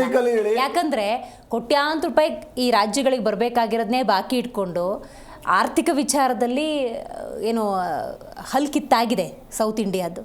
ಈಗ ಈ ರಾಜಕೀಯ ಅಸ್ತ್ರಗಳ ಪ್ರಯೋಗ ಆಗ್ತಾ ಇದೆ. 2014ಕ್ಕಿಂತ ಮುಂಚೆನೂ ಅದೇ ರೀತಿಯ ವ್ಯವಸ್ಥೆ ತಾನೆ. GST ಬಂದು ಅದೊಂದು ಬೇರೆ ಮಾರ್ಪಾಡಾಗಿರ್ಬೋದು, ಅದಕ್ಕಿಂತ ಮುಂಚೆನೂ ಇವ್ರು ಆಳ್ದಂತ ಸಂದರ್ಭದಲ್ಲೂ ಅದೇ ರೀತಿಯ ತಾನೇ ಹಂಚಿಕೆ ಆಗ್ತಾ ಇದ್ದಿದ್ದು. ಈಗ ನಾನು ಹೇಳ್ತೇನೆ, ಜನಸಂಖ್ಯೆ ಆಧಾರದಲ್ಲೇನೆ ಅಲ್ಲಿ ರಾಜಕೀಯ ಒಂದು ಮೀಸಲಾತಿ ಕೊಟ್ಟಂತದ್ದು, ಕ್ಷೇತ್ರಗಳ ಪುನರ್ರಚನೆ ಮತ್ತು ಪುನರ್ವಿಂಗಡಣೆ ಆಗಿರೋಂಥದ್ದು. ಆಮೇಲೆ ಟ್ಯಾಕ್ಸಸ್ ಇಂದಿರಾ ಗಾಂಧಿ ಅವ್ರನ್ನ ಈ ಸಂದರ್ಭದಲ್ಲಿ ನೆನಪಿಸ್ಕೊಳ್ಳೋಣ. ಅವರು ಜನಸಂಖ್ಯಾ ಸ್ಫೋಟ ಆಗ್ತಾ ಇದೆ, ಅದನ್ನ ಕಂಟ್ರೋಲಿಗೆ ತರಬೇಕು ಅನ್ನುವಂತಹ ಯೋಚನೆ ಬಂತು. ಆ ನಿಟ್ಟಿನಲ್ಲಿ ಹೌದು, ಜನಸಂಖ್ಯಾ ನಿಯಂತ್ರಣ ಕಾಯ್ದೆಯನ್ನು ತರ್ತಾರೆ. ಡಿಸಿಪ್ಲಿನ್ಡ್ ಸೌತ್ ಇಂಡಿಯನ್ ಸ್ಟೇಟ್ಗಳು ಪರಿಪಾಲನೆ ಮಾಡ್ಕೊಂಬಂದು ಇವತ್ತು ಜನಸಂಖ್ಯೆ ಅನ್ನೋದು ಕಂಟ್ರೋಲ್ ಇದೆ. ಅದೇ ನೀವು ತಗೊಳ್ಳಿ, ಅದೇ UP ತಗೊಳ್ಳಿ, ಅದೇ ಬಿಹಾರ ತಗೊಳ್ಳಿ, ನಿಮ್ಮ ಪ್ರಾಬಲ್ಯ ಇರುವಂಥ ಯಾವುದೇ ರಾಜ್ಯದಲ್ಲಿ ಕಂಟ್ರೋಲಲ್ಲಿ ಇದೆಯಾ? ಇದು ಹೆಂಗಾಗಿದೆ ಅಂದರೆ ಅದೇ ತೆರಿಗೆ ವಿಚಾರದಲ್ಲಿ ಸೌತ್ ಇಂಡಿಯಾ ದುಡಿಯೋದಂತೆ, ಅವ್ರಿಗೆ ಕೊಡೋದಂತೆ, ಅವ್ರನ್ನ ಸಾಕೋದಂತೆ ಅನ್ನೋ ಭಾವನೆ ಈಗಾಗಲೇ ಹುಟ್ಟುಬಿಟ್ಟಿದೆ. ಈ ರಾಜಕೀಯ ಪ್ರಾತಿನಿಧ್ಯ ಕೂಡ ಅದೇ ರಾಜ್ಯಗಳಿಗೆ ಜನಸಂಖ್ಯಾ ಆಧಾರದಲ್ಲಿ ಹೋದರೆ ಮಹಾ ಅಪರಾಧ ಅಲ್ವಾ ಇದು? ಮೇಡಮ್ ಈಗ ಕರ್ನಾಟಕದಲ್ಲೇ ತಗೊಳ್ಳಿ ಮೇಡಮ್, ಒಕ್ಕೂಟ ವ್ಯವಸ್ಥೆ ಅಗ್ರಿ, ಕಂಪ್ಲೀಟ್ಲಿ ಅಗ್ರಿ. ಆಮೇಲೆ ಕರ್ನಾಟಕದಲ್ಲೇ ತಗೊಳ್ಳಿ, ವಿಶೇಷವಾಗಿ ಈಗ KKRDB, Kalyana Karnataka rural development board ಅಂತ ಹೇಳಿ ಅಲ್ಲಿಗೆ ಒಂದು ವಿಶೇಷವಾದಂಥ ಅನುದಾನ ನಾವು ಸಹ ಕರ್ನಾಟಕ ರಾಜ್ಯದಲ್ಲಿ ಅಲ್ಲಿ ಅತಿ ಹಿಂದುಳಿದ ಕಲ್ಯಾಣ ಕರ್ನಾಟಕ ಅಂತೇಳಿ ಅವರಿಗೆ ಹೆಚ್ಚಿನ ಆದ್ಯತೆ ಮತ್ತು ಪ್ರಾತಿನಿಧ್ಯತೆ ಕೊಡುವಂಥ ಒಂದು ವ್ಯವಸ್ಥೆ ನಾವು ಸಹ ರಾಜ್ಯದಲ್ಲಿ ಮಾಡ್ತಾ ಇದ್ವಿ. ಆ ನಿಟ್ಟಿನಲ್ಲಿ ಯಾರು ಹಿಂದೆ ಉಳಿದಿದ್ದಾರೆ, ಮೀಸಲಾತಿ ಅಂದರೆ ಏನು ಅಥವಾ ಇದು ವ್ಯವಸ್ಥೆ ಅಂದರೆ ಏನು, ಯಾರು ಹಿಂದುಳಿದ ಅವ್ರಿಗೆ ಉತ್ತೇಜನ ಮತ್ತು ಪ್ರೋತ್ಸಾಹ ಕೊಡುವಂಥದ್ದು. ಆ ರೀತಿ ಈಗ ದೇಶ ಒಕ್ಕೂಟದ ವ್ಯವಸ್ಥೆಯಲ್ಲಿ ಯಾರು ಹಿಂದೆ ಉಳಿದ್ರೆ ಎಲ್ಲರನ್ನು ಅಣ್ತಂಬಿರ್ತಾರೋ ಹಂಚ್ಕೊಂಡು ಅದೊಂದು ಸಪರೇಟ್ ವಿಚಾರ. ಅದು ಆಯ್ತಾ, ಕೊಡೋದು ತಗೊಳ್ಳೋದು ವಿಚಾರ, ಯಾವುದು ಟ್ಯಾಕ್ಸ್ ವಿಚಾರದಲ್ಲಿ ಹೇಳ್ತಾರೆ, ತೆರಿಗೆ ವಿಚಾರದಲ್ಲಿ. ಆದರೆ ಇದು ಕ್ಷೇತ್ರಗಳ ಪುನರಚನೆ ಮತ್ತು ಪುನರ್ಗಣನೆಗೆ ಆಗಿರೋದ್ರಿಂದ 50% ಎಲ್ಲ ರಾಜ್ಯಗಳಿಗೂ ಸಮಾನವಾಗಿ ಹಂಚಿಕೆ ಆಗ್ತಿರೋದ್ರಿಂದ ಯಾರಿಗೆ ಅನ್ಯಾಯ ಆಗ್ತದೆ ಅಂತ ಇಲ್ಲಿ ಹೇಳ್ಬೇಕಾಗುತ್ತೆ. ಆಮೇಲೆ ಮಹಿಳಾ ಮೀಸಲಾತಿ ಅದನ್ನ ನಾವು ಜಾರಿಗೆ ತರೋದಕ್ಕೆ ಸಹಕಾರ ಕೊಡಿ ಅಂತೇಳಿ ಮಾನ್ಯ ಪ್ರಧಾನಮಂತ್ರಿಯವರು ಎಲ್ಲ ಥರನೂ ನಿವೇದನೆ ಮಾಡ್ಕೊಳ್ತಾರೆ ಅಂತ ಸಂದರ್ಭದಲ್ಲಿ ಇವರ ಒಂದು ಇಂಡಿಯಾ ಒಕ್ಕೂಟದ ಏನು ಪಕ್ಷದವರು ನಮಗೆ ಮುಸ್ಲಿಂ ಧರ್ಮದ ಆಧಾರಿತದಲ್ಲಿ ಮೀಸಲಾತಿ ಕೊಡಿ ಅಂತ ಕೇಳ್ತಾರೆ. ಈ ರೀತಿ ಸಂಕುಚಿತ ಮನೋಭಾವ ಇದೆಯಲ್ಲ, ಜಾತಿ ಮತ್ತು ಧರ್ಮದ ಆಧಾರಿತದಲ್ಲಿ ಕೇಳಿದ್ರೆ ಇದು ಸಂಪೂರ್ಣ ಅಸಂವಿಧಾನಿಕ ಅಲ್ವಾ? ಆ ದೃಷ್ಟಿಯಿಂದ ಇವತ್ತು ಈಗ ನಿಮಗೆ ಪ್ರತಿಪಕ್ಷದ ಸಹಕಾರ ಸಿಗುತ್ತೆ ಅಂತ ಅನ್ಸುತ್ತಾ? ಅಲ್ಲ ಅವರಿಗೆ ಇದು ನೋಡಿ, ಇದು ಆತ್ಮಸಾಕ್ಷಿ, ಆತ್ಮ ವಂಚನೆ ಮಾಡಿ ಇದು ದೇಶದ ಒಂದು ವಿಚಾರ ಗಮನದಲ್ಲಿ ಇಟ್ಕೊಂಡು, ದೇಶದ ಅಭಿವೃದ್ಧಿ ವಿಚಾರ ಗಮನದಲ್ಲಿ ಇಟ್ಕೊಂಡು, ದೇಶದ ಭವಿಷ್ಯ ಅರ್ಥ ಮಾಡ್ಕೊಂಡು ಇವರು ಸಹಕಾರ ಕೊಡ್ಲೇಬೇಕಾಗುತ್ತೆ. ರಾಜಕಾರಣ ಅವ್ರಿಗೆ ನಾವು ಆರೋಪ ಮಾಡೋಂಥದ್ದು ಚುನಾವಣಾ ರಾಜಕಾರಣದಲ್ಲಿ ಮಾಡೋಣ, ಅದು ಬೇರೆ. ಆದರೆ ಐತಿಹಾಸಿಕವಾದಂಥ ಈ ಒಂದು ಬೆಳವಣಿಗೆ, ಇದೊಂದು ಕಾಯ್ದೆ ಒಂದು ಅನುಮೋದನೆ ಸಂದರ್ಭದಲ್ಲಿ, ಅಧಿನಿಯಮ ಮಂಡನೆ ಮಾಡೋ ಸಂದರ್ಭದಲ್ಲಿ ಇವ್ರು ಕೈ ಜೋಡಿಸಿದ್ರೆ ಇವರು ಶಾಶ್ವತವಾಗಿ ಇವರ ಆ ಶ್ರೇಯಸ್ಸು ಇವ್ರಿಗೂ ಸಿಗುತ್ತೆ, ಕಾಂಗ್ರೆಸ್ಗೂ ಸಿಗುತ್ತೆ, ಪ್ರತಿಪಕ್ಷದ ಎಲ್ಲ ಪಕ್ಷದವರೆಗೂ ಸಿಗುತ್ತೆ. ದೇಶದ ಪ್ರಧಾನಿ ನರೇಂದ್ರ ಮೋದಿ ಅವ್ರು ನೆನ್ನೆ ಮಾತಾಡಬೇಕಾದ್ರೆ ಈ ಮಸೂದೆಯನ್ನು ವಿರೋಧಿಸಿದ್ರೆ ನಮ್ಮ ವಿರೋಧ ಕಟ್ಕೊಂಡಂಗಲ್ಲ, ಇದು ದೇಶದ ಮಹಿಳೆಯರ ವಿರೋಧ ಕಟ್ಕೊಂಡಂಗೆ ಅನ್ನುವಂಥ ನೇರ ವಿಚಾರವನ್ನು ಪ್ರಸ್ತಾಪ ಮಾಡಿದ್ದಾರೆ. ಇದನ್ನು ಹೆಂಗೆ ಕ್ಲಾರಿಫೈ ಮಾಡ್ತೀರಾ? ಒಂದು. ಎರಡನೇದು, 2011 ಮೀಸಲಾತಿ ಜನಗಣತಿ ಬಗ್ಗೆ ನೀವು ಉಲ್ಲೇಖ ಮಾಡಿದ್ರಿ, ಅದರ ಆಧಾರದಲ್ಲಿ ಅಂತ. ಈಗ ನೀವು ರಾಜ್ಯದಲ್ಲೂ ಕೂಡ ಯಾವುದೇ ಒಂದು ಯೋಜನೆಯನ್ನು ಕೊಡಬೇಕು ಅನ್ನೋದಾದರೆ 2011 ಜನಗಣತಿ ಅಂಕಿಅಂಶದ ಆಧಾರದಲ್ಲೇ ಕೊಡೋದ್ರಿಂದಾಗಿ ನಿಮ್ಗೆ ಯಾವ ನೈತಿಕತೆ ಇದೆ ಮೇಡಮ್? ಇವಾಗ ಅದನ್ನ ಪ್ರಶ್ನೆ ಮಾಡಲ್ಲ. ಇವಾಗ ಉದಾಹರಣೆ ನಮ್ದು ಗೃಹಲಕ್ಷ್ಮಿ ಎಲ್ಲ ಡಿಜಿಟಲ್ ಆಗೇ ನಾವು ಕೊಡ್ತಾ ಇರೋದು, ಡೈರೆಕ್ಟ್ ಅವ್ರ ಅಕೌಂಟಿಗೆ ಹೋಗ್ತಾ ಇರುವಂತ ಒಂದು ವಿಚಾರ. ಇನ್ನೊಂದು, ನರೇಂದ್ರ ಮೋದಿ ಅವರೇ, ನೀವು ನಾನು ಅವಾಗ ಕೆಲವೊಂದು ವಿಚಾರಗಳನ್ನ ರಾಹುಲ್ ಗಾಂಧಿ ಅವರು ಹೇಳಿದ್ರು, ಭಾವನಾತ್ಮಕವಾಗಿ ಜನರನ್ನ ದಿಕ್ಕು ತಪ್ಪಿಸೋದು ಬಿಡಿ ಅಣ್ಣ. ಯಾಕೆಂದ್ರೆ ಇವರು ಹೇಳ್ತಾ ಇದ್ದಾರೆ, ಇವತ್ತು ಲೋಹಿತ್ ಅವರು ಒಂದು ಅಲೆಮಾರಿ ಸಮುದಾಯ ಅಲ್ವ ಸ್ವಾಮಿ ನಿಮ್ದು, ಅಲೆಮಾರಿ ಸಮುದಾಯ ಅವ್ರು ಹೋರಾಟ ಮಾಡ್ತಿದ್ದಾರೆ. ಹೌದು, ಅವರು ಅವ್ರ ನ್ಯಾಯಕ್ಕೋಸ್ಕರ ಹೋರಾಟ ಮಾಡ್ತಾ ಇದ್ದಾರೆ. ನೀವು ಹೋರಾಟ ಮಾಡೋದು ತಪ್ಪು, ನಿಮಗೆ ಹಕ್ಕು ಕೊಡಂಗಿಲ್ಲ ಅಂತೆಲ್ಲ ನಾವು ಮುಂಡುವಾದ ಮಾಡುವಂಥದ್ದಲ್ಲ. ಅದು ಹೇಳಿದ್ದಾರೆ. ನೋ ನೋ ನೋ ನೋ ಈಗ ನೋಡಿ, ಅವ್ರು ಎಷ್ಟು ಚೆನ್ನಾಗಿ ಹಿಂಗೆ ಎಗ್ರೆಸಿದ್ರು ಅಂದ್ರೆ, ಮೇಡಮ್ ಸ್ಥಳೀಯ ಸಂಸ್ಥೆಯವರು ಒಪ್ಕೊಂಡ್ರು. ಯಾವುದು? ತಾಲೂಕ್ ಪಂಚಾಯತಲ್ಲಿ, ZP-ನಲ್ಲಿ, TP-ನಲ್ಲಿ, ಗ್ರಾಮ ಪಂಚಾಯತಿನಲ್ಲಿ SC ST OBC ಅದರಲ್ಲಿ ಕ್ಯಾಟಗರಿ ವೈಸು ಮೀಸಲಾತಿ, GBA-ನಲ್ಲಿ ಮಹಿಳೆಯರಿಗೆ 50% ನಾವು ಕೊಟ್ಟಿದ್ದೀವಿ ಈ ಬಾರಿ. ಎಲ್ಲ ಕ್ಯಾಟಗರಿ ಅಲ್ಲಿ ಇರ್ಬೇಕಂತೆ. ಯಾಕೆ? ನಮ್ಮ ನಾಡೋ ಪ್ರತಿನಿಧಿಗಳು ಹಿಂದುಳಿದ ವರ್ಗದವರು, OBC ಅವರು ವಿಧಾನಸಭೆಯಲ್ಲಿ ಕೂರಬಾರ್ದ, ಅವರು ಲೋಕಸಭೆಯಲ್ಲಿ ಕೂರಬಾರ್ದ? ನಾವು ಕೇಳ್ತಾ ಇರುವಂತದ್ದು ತಾರತಮ್ಯವೇಕೆ? ಆ ಮಹಿಳೆಯರಿಗೂ ಅವಕಾಶ ಸಿಗಲಿ. ಸುಮಾರು 100 ಹೆಣ್ಣು ಮಕ್ಕಳ ಪ್ರಾತಿನಿಧ್ಯ ಬರ್ತದೆ ಅಲ್ಲಿಗೆ ಅನ್ನುವಂಥದ್ದು ನಮ್ಮ ಪ್ರಶ್ನೆ. ನಾವು ಮಹಿಳಾ ಮೀಸಲಾತಿಯ ವಿರೋಧಿಗಳು ಅಲ್ಲವೇ ಅಲ್ಲ, ಹುಟ್ಟಾಕ್ದವ್ರೆ ನಾವಲ್ವಾ? ನೀವು ಮೊದಲು ಜಾತಿ ಗಣತಿ ಮಾಡಿ, ಯಾವ್ಯಾವ ಜಾತಿ ಅವರ ಆರ್ಥಿಕ ಪರಿಸ್ಥಿತಿ, ಶೈಕ್ಷಣಿಕ ಪರಿಸ್ಥಿತಿ ದೇಶದ ಜನರ ಮುಂದೆ ಇಡಿ. ತದನಂತರ ಏನು ಜನಗಣತಿನೂ ಮಾಡಿ ಸರಿಯಾದ ನಿರ್ಧಾರ ಮಾಡಿ ಆ ಮಹಿಳೆಯರಿಗೂ ನ್ಯಾಯವನ್ನು ಕೊಡಿ. ನೀವು ಕೇವಲ ಚುನಾವಣೆಗೋಸ್ಕರ ಕ್ಷೇತ್ರ ಮರುವಿಂಗಡಣೆ ಮಾಡಿಕೊಂಡು ಮಹಿಳೆಯರಿಗೆ ನಾವು ಮೀಸಲಾತಿ ಕೊಟ್ಟಿಲ್ವಾ? ಸ್ವಾಮಿ ಕೊಟ್ಟಿಲ್ಲ, ಅದನ್ನೇ ನಮ್ಮ ಧ್ವನಿ. ನೋಡಿ, ನಮಗೆ ಕಾಂಗ್ರೆಸ್ಸಿಗೆ ಪ್ರಾಣ ಬಲಿದಾನ, ತ್ಯಾಗ, ಜೈಲು ಶಿಕ್ಷೆ ಮಾಡಿರೋ ಇತಿಹಾಸ ಇರೋದು ಮೇಡಮ್. ಈ ದೇಶದಲ್ಲಿ ನನ್ನ ದೇಶದ ಹೆಣ್ಣು ಮಕ್ಕಳಿಗೆ ರಾಜಕೀಯವಾಗಿ ದೌರ್ಜನ್ಯ ಆದಾಗ, ರಾಜಕೀಯವಾಗಿ ನೀವು ನೇರವಾಗಿ ಹಲ್ಲೆಗೆ ಹೊರಟಾಗ ಅದನ್ನೇ ನಾವು ಪ್ರಶ್ನೆ ಮಾಡ್ತಾ ಇರೋದು. ನರೇಂದ್ರ ಮೋದಿ ಸಾಹೇಬ್ರೆ, ಸಾಕು ಈ ಡ್ರಾಮಾ ನಿಲ್ಲಿಸಿ. ದೇಶದ ಜನರ ಹಕ್ಕು ಮೇಡಮ್. ನಾವ್ ಇವತ್ತು ಕೇಳ್ತಾ ಹಿಂಗ್ ನೋಡಕ್ಕಾಗಲ್ವಾ ದರ್ಶನ್ ಅವರೇ? ನೋಡಿ, 28 ಕ್ಷೇತ್ರ ಇದ್ದಿದ್ದು ಲೋಕಸಭೆದು 42 ಆಗುತ್ತೆ. 42ರಲ್ಲಿ 14 ಹೆಣ್ಮಕ್ಳಿಗೆ ಹೋಗುತ್ತೆ. 224 ಇದ್ದಿದ್ದು ಫೈನಲಿ 74 ಹೆಣ್ಮಕ್ಳನ್ನ ನೀವು ಕಾಂಗ್ರೆಸ್ನವರು 74 + 14 ಅಪ್ರಾಕ್ಸಿಮೇಟ್ಲಿ 100 ಹೆಣ್ಮಕ್ಳು ನೀವೇ ಸಿದ್ಧಪಡಿಸ್ಬೇಕು ಚುನಾವಣೆಗೆ. ಮಕ್ಕಳು ಯಾವ ಹೆಣ್ಣು ಮಕ್ಕಳು? ಪ್ರಶ್ನೆ ಇರೋದಲ್ಲಿ OBC ಕೆಟಗರಿ ಬಂದ್ರೆ ಅವ್ರ ಹಕ್ಕು. ಇವತ್ತು ಎಷ್ಟೋ ಜಿಲ್ಲಾ ಪಂಚಾಯತಿನಲ್ಲಿ SC ಮಹಿಳೆಯರು ಅಧ್ಯಕ್ಷ ಕೂತಿದ್ದಾರೆ, ST ಮಹಿಳೆಯರು ಅಧ್ಯಕ್ಷ ಕೂತಿದ್ದಾರೆ. ಇಲ್ಲ ಅಲ್ಲಿ ಮಹಿಳಾ ಮೀಸಲಾತಿ ಇದೆ ಅಂತ ಹೊರತು ಅಲ್ಲಿ ಯಾವ ಕಾಸ್ಟ್ನವರೇ ಬಂದು ಕೂತ್ಕೋಬೇಕು ಇದೆ, ಖಂಡಿತ ಇದೆ. ಅಧ್ಯಕ್ಷ ಆಗ್ಬೇಕಾದ್ರೆ, ಮಹಾನಗರ ಪಾಲಿಕೆ ಮೇಯರ್ ಆಗ್ಬೇಕಾದ್ರೆ, ತಾಲೂಕ್ ಪಂಚಾಯತಿ ಅಧ್ಯಕ್ಷ ಆಗ್ಬೇಕಾದ್ರೆ ಯಾವ ಕೆಟಗರಿ ಅಂತ ಅನೌನ್ಸ್ ಆಗುತ್ತೆ. ಚುನಾವಣೆಗೆ ನಿಲ್ಬೇಕಾದ್ರೆ ಯಾವ category 2A 2B SC ST OBC ಎಲ್ಲದೂ ಇದೆ. ಅದೇ ನೋಡಿ ಸಾಮಾಜಿಕ ನ್ಯಾಯ ಅಂತ. ಇಲ್ಲ ಅಂದಿದ್ರೆ ಮೇಡಮ್ ಹೆಣ್ಮಕ್ಳು ಮನೆಯಿಂದ ಹೊರಗಡೆ ಬರ್ತಾ ಇರಲಿಲ್ಲ. ಆ ಒಂದು ಏನೋ ನೀವು ಆಯ್ತು ಏನೋ ಈ 33% ಸ್ಥಳೀಯ ಸಂಸ್ಥೆಗೆ ಕೊಡೋದಕ್ಕೂ ಬಿಫೋರು ಎಷ್ಟು ಜನ ದಲಿತ ಮಹಿಳೆಯರಿಗೆ, ಪರಿಶಿಷ್ಟ ವರ್ಗ, ಪರಿಶಿಷ್ಟ ಪಂಗಡ, ಹಿಂದುಳಿದ ಮಹಿಳೆಯರು ಎಷ್ಟು ಜನ ಈ ದೇಶದ ರಾಜಕೀಯದಲ್ಲಿ ಅವರು ಒಂದು ಪ್ರಾತಿನಿಧ್ಯ ಪಡ್ಕೊಂಡಿದ್ರು. ಅದೇ ಪ್ರಾತಿನಿಧ್ಯವನ್ನ ನಾವು ಕೇಳ್ತಾ ಇರೋದು. ಇಷ್ಟೇ ಇರ್ತಕ್ಕಂಥದ್ದು. ನೀವು ಫಸ್ಟ್ ಜಾತಿ ಗಣತಿ ಮಾಡಿ, ಜನಗಣತಿ ಮಾಡಿ. ಇವತ್ತು ಎಷ್ಟು ಜನ ಬದುಕಿದ್ದಾರೆ, ಎಷ್ಟು ಜನಕ್ಕೆ ಅವರಿಗೆ ನಿಜವಾಗ್ಲೂ ರಾಜಕೀಯ ಹಕ್ಕು ಸಿಗ್ಬೇಕು ಅಂತ. ಮೇಡಮ್ ಇದೇನು ಗೊತ್ತಾ, ಮೇಲ್ಗಡೆ ರಾಷ್ಟ್ರಪತಿಯವ್ರನ್ನ ST ಸಮುದಾಯದವ್ರನ್ನ ಕೂರಿಸಿ ಅವ್ರ ಕಣ್ಮುಂದೆ ಇಲ್ಲಿ ಸಾವಿರಾರು ಲಕ್ಷಾಂತರ OBC ಹೆಣ್ಣುಮಕ್ಳಿಗೆ ದೌರ್ಜನ್ಯ ರಾಜಕೀಯವಾಗಿ ಆಗ್ತಾ ಇದ್ರು ಸಮೇತ ಅಂಕಿತ ಹಾಕ್ಬೇಕಾದ್ರೆ ಆ ಹೃದಯಕ್ಕಾದ್ರೂ ನೋವಾಗಲ್ವ ದ್ರೌಪದಿ ಮುರ್ಮು ಅವರು. ಸೊ ಈ ರೀತಿಯಾದಂಥ ರಾಜಕೀಯ ಹಲ್ಚಲ್ ನಡೀಲಿಕ್ಕೆ ನಾವು ಬಿಡುವುದಿಲ್ಲ. ಇವತ್ತಿನ ಓಟಿನ ಸಂದರ್ಭದಲ್ಲಿ ಖಂಡಿತವಾಗ್ಲೂ ವಿರೋಧ ಪಕ್ಷಗಳು ಮಹಿಳಾ ಮೀಸಲಾತಿಯ ವಿರೋಧಿಗಳಲ್ಲ, ಆದ್ರೆ ನೀವು ರಾಜಕೀಯವಾಗಿ ನಮ್ಮನ್ನ ಕೊಲ್ಲದು ಕೊಟ್ಟಿದ್ದೀರಲ್ಲ, ಅದರ ವಿರೋಧ ಮಾಡ್ತಾ ನಾವು ಇದಕ್ಕೆ ನಾವು ಮತವನ್ನ ಹಾಕುದಿಲ್ಲ. ರೈಟ್. ಕಾರ್ಯಕ್ರಮದಲ್ಲಿ ಹೇಳಿ ಲಾಸ್ಟ್ ಟೈಮ್ ರಾಜಕಾರಣದಲ್ಲಿ ಭಾರಿ ದೊಡ್ಡ ಬದಲಾವಣೆ ಆಗುತ್ತೆ ಪ್ರಾರಂಭದಲ್ಲಿ ಹೇಳಿದೆ ಮೇಡಮ್. ಈಗ ಕ್ಷೇತ್ರಗಳ ಪುನರ್ರಚನೆ ಬಂದ ಕ್ಷೇತ್ರಗಳು ಹೆಚ್ಚಿಗೆ ಆಗ್ತಾ ಇದೆ. ಮಹಿಳೆಯರ ಪಾಲ್ಗೊಳ್ಳುವಿಕೆನೂ ಸಹ 33% ಮಾನ್ಯ ಪ್ರಧಾನಮಂತ್ರಿ ಅವರು ಡೆಫಿನೆಟ್ಲಿ ಎಲ್ಲರಿಗೂ ಒಪ್ಪಿಸಿ ಜಾರಿಗೆ ತರ್ತಾರೆ 2029ಕ್ಕೆ. ಜೊತೆಯಲ್ಲಿ ಇನ್ನೊಂದು ನಮ್ಮ ಉದ್ದೇಶ ಇದೆ, ಒನ್ ನೇಷನ್ ಒನ್ ಎಲೆಕ್ಷನ್, ಒಂದು ರಾಷ್ಟ್ರ ಒಂದು ಚುನಾವಣೆ ಅಂತೇಳಿ ವಿಧಾನಸಭೆ ಮತ್ತು ಲೋಕಸಭಾ ಚುನಾವಣೆ ಒಟ್ಟಿಗೆ ಆಗಿ ಇದು ದೇಶದ ಏನು ಆರ್ಥಿಕ ಒಂದು ಹೊರೆ ಜನಸಾಮಾನ್ಯರಲ್ಲಿ ಏರಿಕೆ ಆಗ್ತಾ ಇತ್ತು, ಮತ್ತೆ ಪ್ರತಿ ತಿಂಗಳು 2 ತಿಂಗಳು 3 ತಿಂಗಳು ವಿವಿಧ ರಾಜ್ಯಗಳ ಚುನಾವಣೆ ಆಗ್ತಾ ಇತ್ತು. ಇದರಲ್ಲೇ ನಮ್ಮ ರಾಜಕಾರಣಿಗಳು ಅಭಿವೃದ್ಧಿ ಹೆಚ್ಚಾಗಿ ಮಾಡ್ತಿದ್ರು. ಇದನ್ನು ಸಹ ಜಾರಿಗೆ ತರ್ತೀವಿ. ಅತ್ಯಂತ ಇನ್ನೊಂದು ಟರ್ಮ್ ಬರ್ಬೇಕಾಗುತ್ತೆ ನೀವು ಆಮೇಲೆ. ಇಲ್ಲ 2029 ತರ್ತೀವಿ. ಆಮೇಲೆ ಇದೊಂದು ರಾಜಕೀಯ ವ್ಯವಸ್ಥೆ ಏನು ಇದು 2014 ತನಕ ಮುಂಚೆ ಕಲುಷಿತ ಆಗಿತ್ತು. ಅದನ್ನ ನಾವು ಶುದ್ಧೀಕರಣ ಮಾಡ್ತಾ ಇದೀವಿ ನಾವು ಮೊನ್ನೆ ನರೇಂದ್ರ ಮೋದಿ ಅವರ ನೇತೃತ್ವದಲ್ಲಿ. ಮೇಡಮ್ ಇವತ್ತು ಮಹಿಳೆಯರಿಗೆ ವೋಟಿಂಗ್ ಪವರ್ ಅನ್ನು ಕೊಟ್ಟಿದ್ದು 1952ರಲ್ಲಿ ಕಾಂಗ್ರೆಸ್. ಮೊನ್ನೆ ಶಕ್ತಿ ಯೋಜನೆನ ಮತ್ತೆ ಗೃಹಲಕ್ಷ್ಮಿ ಯೋಜನೆ ಮಹಿಳೆಯರು ಕೊಟ್ಟಿರೋದೇ ಕಾಂಗ್ರೆಸ್. ನೀವು ಏನಾದ್ರು ಅಂತ ಯೋಜನೆಗಳು ಕೊಟ್ಟು ದೇಶದಲ್ಲಿ ಮಾತಾಡಿ ಸುಮ್ಮನೆ ಯಾಕೆ ರಾಜಕೀಯ ಭಾಷಣ ಹೊಡಿತೀರಾ? ಲೋಹಿತ್ ಅವರು, ದರ್ಶನ್ ಅವರು ಕಾರ್ಯಕ್ರಮದಲ್ಲಿ ಭಾಗಿಯಾಗಿದ್ದಕ್ಕಾಗಿ ಧನ್ಯವಾದಗಳು. ಹೌದು, ಕೇಂದ್ರ ಸರ್ಕಾರ ಒಂದು ಮಹತ್ವದ ಹೆಜ್ಜೆಯನ್ನಿಟ್ಟಿದೆ ಮಹಿಳಾ ಮೀಸಲಾತಿ ವಿಚಾರಕ್ಕೆ. ಅದಕ್ಕೆ ಸಂಬಂಧಪಟ್ಟಂತೆ ಅದರ ಹಿಂದಿರುವಂತಹ ಅಜೆಂಡಾವನ್ನು ಒಪ್ಕೊಳ್ಳೋದಕ್ಕೆ ಸಾಧ್ಯ ಇಲ್ಲ ಅಂತ ಇವತ್ತು ಆಡಳಿತ ಮತ್ತು ವಿಪಕ್ಷಗಳ ನಡುವೆ ಜಟಾಪಟಿಗೆ ನಡೆದು ಹೋಗಿದೆ. ನೋಡೋಣ ಇದು ಎಲ್ಲಿಗೆ ಬಂದು ನಿಂತ್ಕೊಳ್ಳುತ್ತೆ ಅಂತ ಹೇಳ್ತಾ ಇವತ್ತಿನ ಕಾರ್ಯಕ್ರಮವನ್ನು ಮುಗಿಸೋಣ. ನೋಡ್ತಾ ಇರಿ ಜೀ ಕನ್ನಡ ನ್ಯೂಸ್, ಸತ್ಯವೇ ಸುದ್ದಿಯ ಜೀವಾಳ.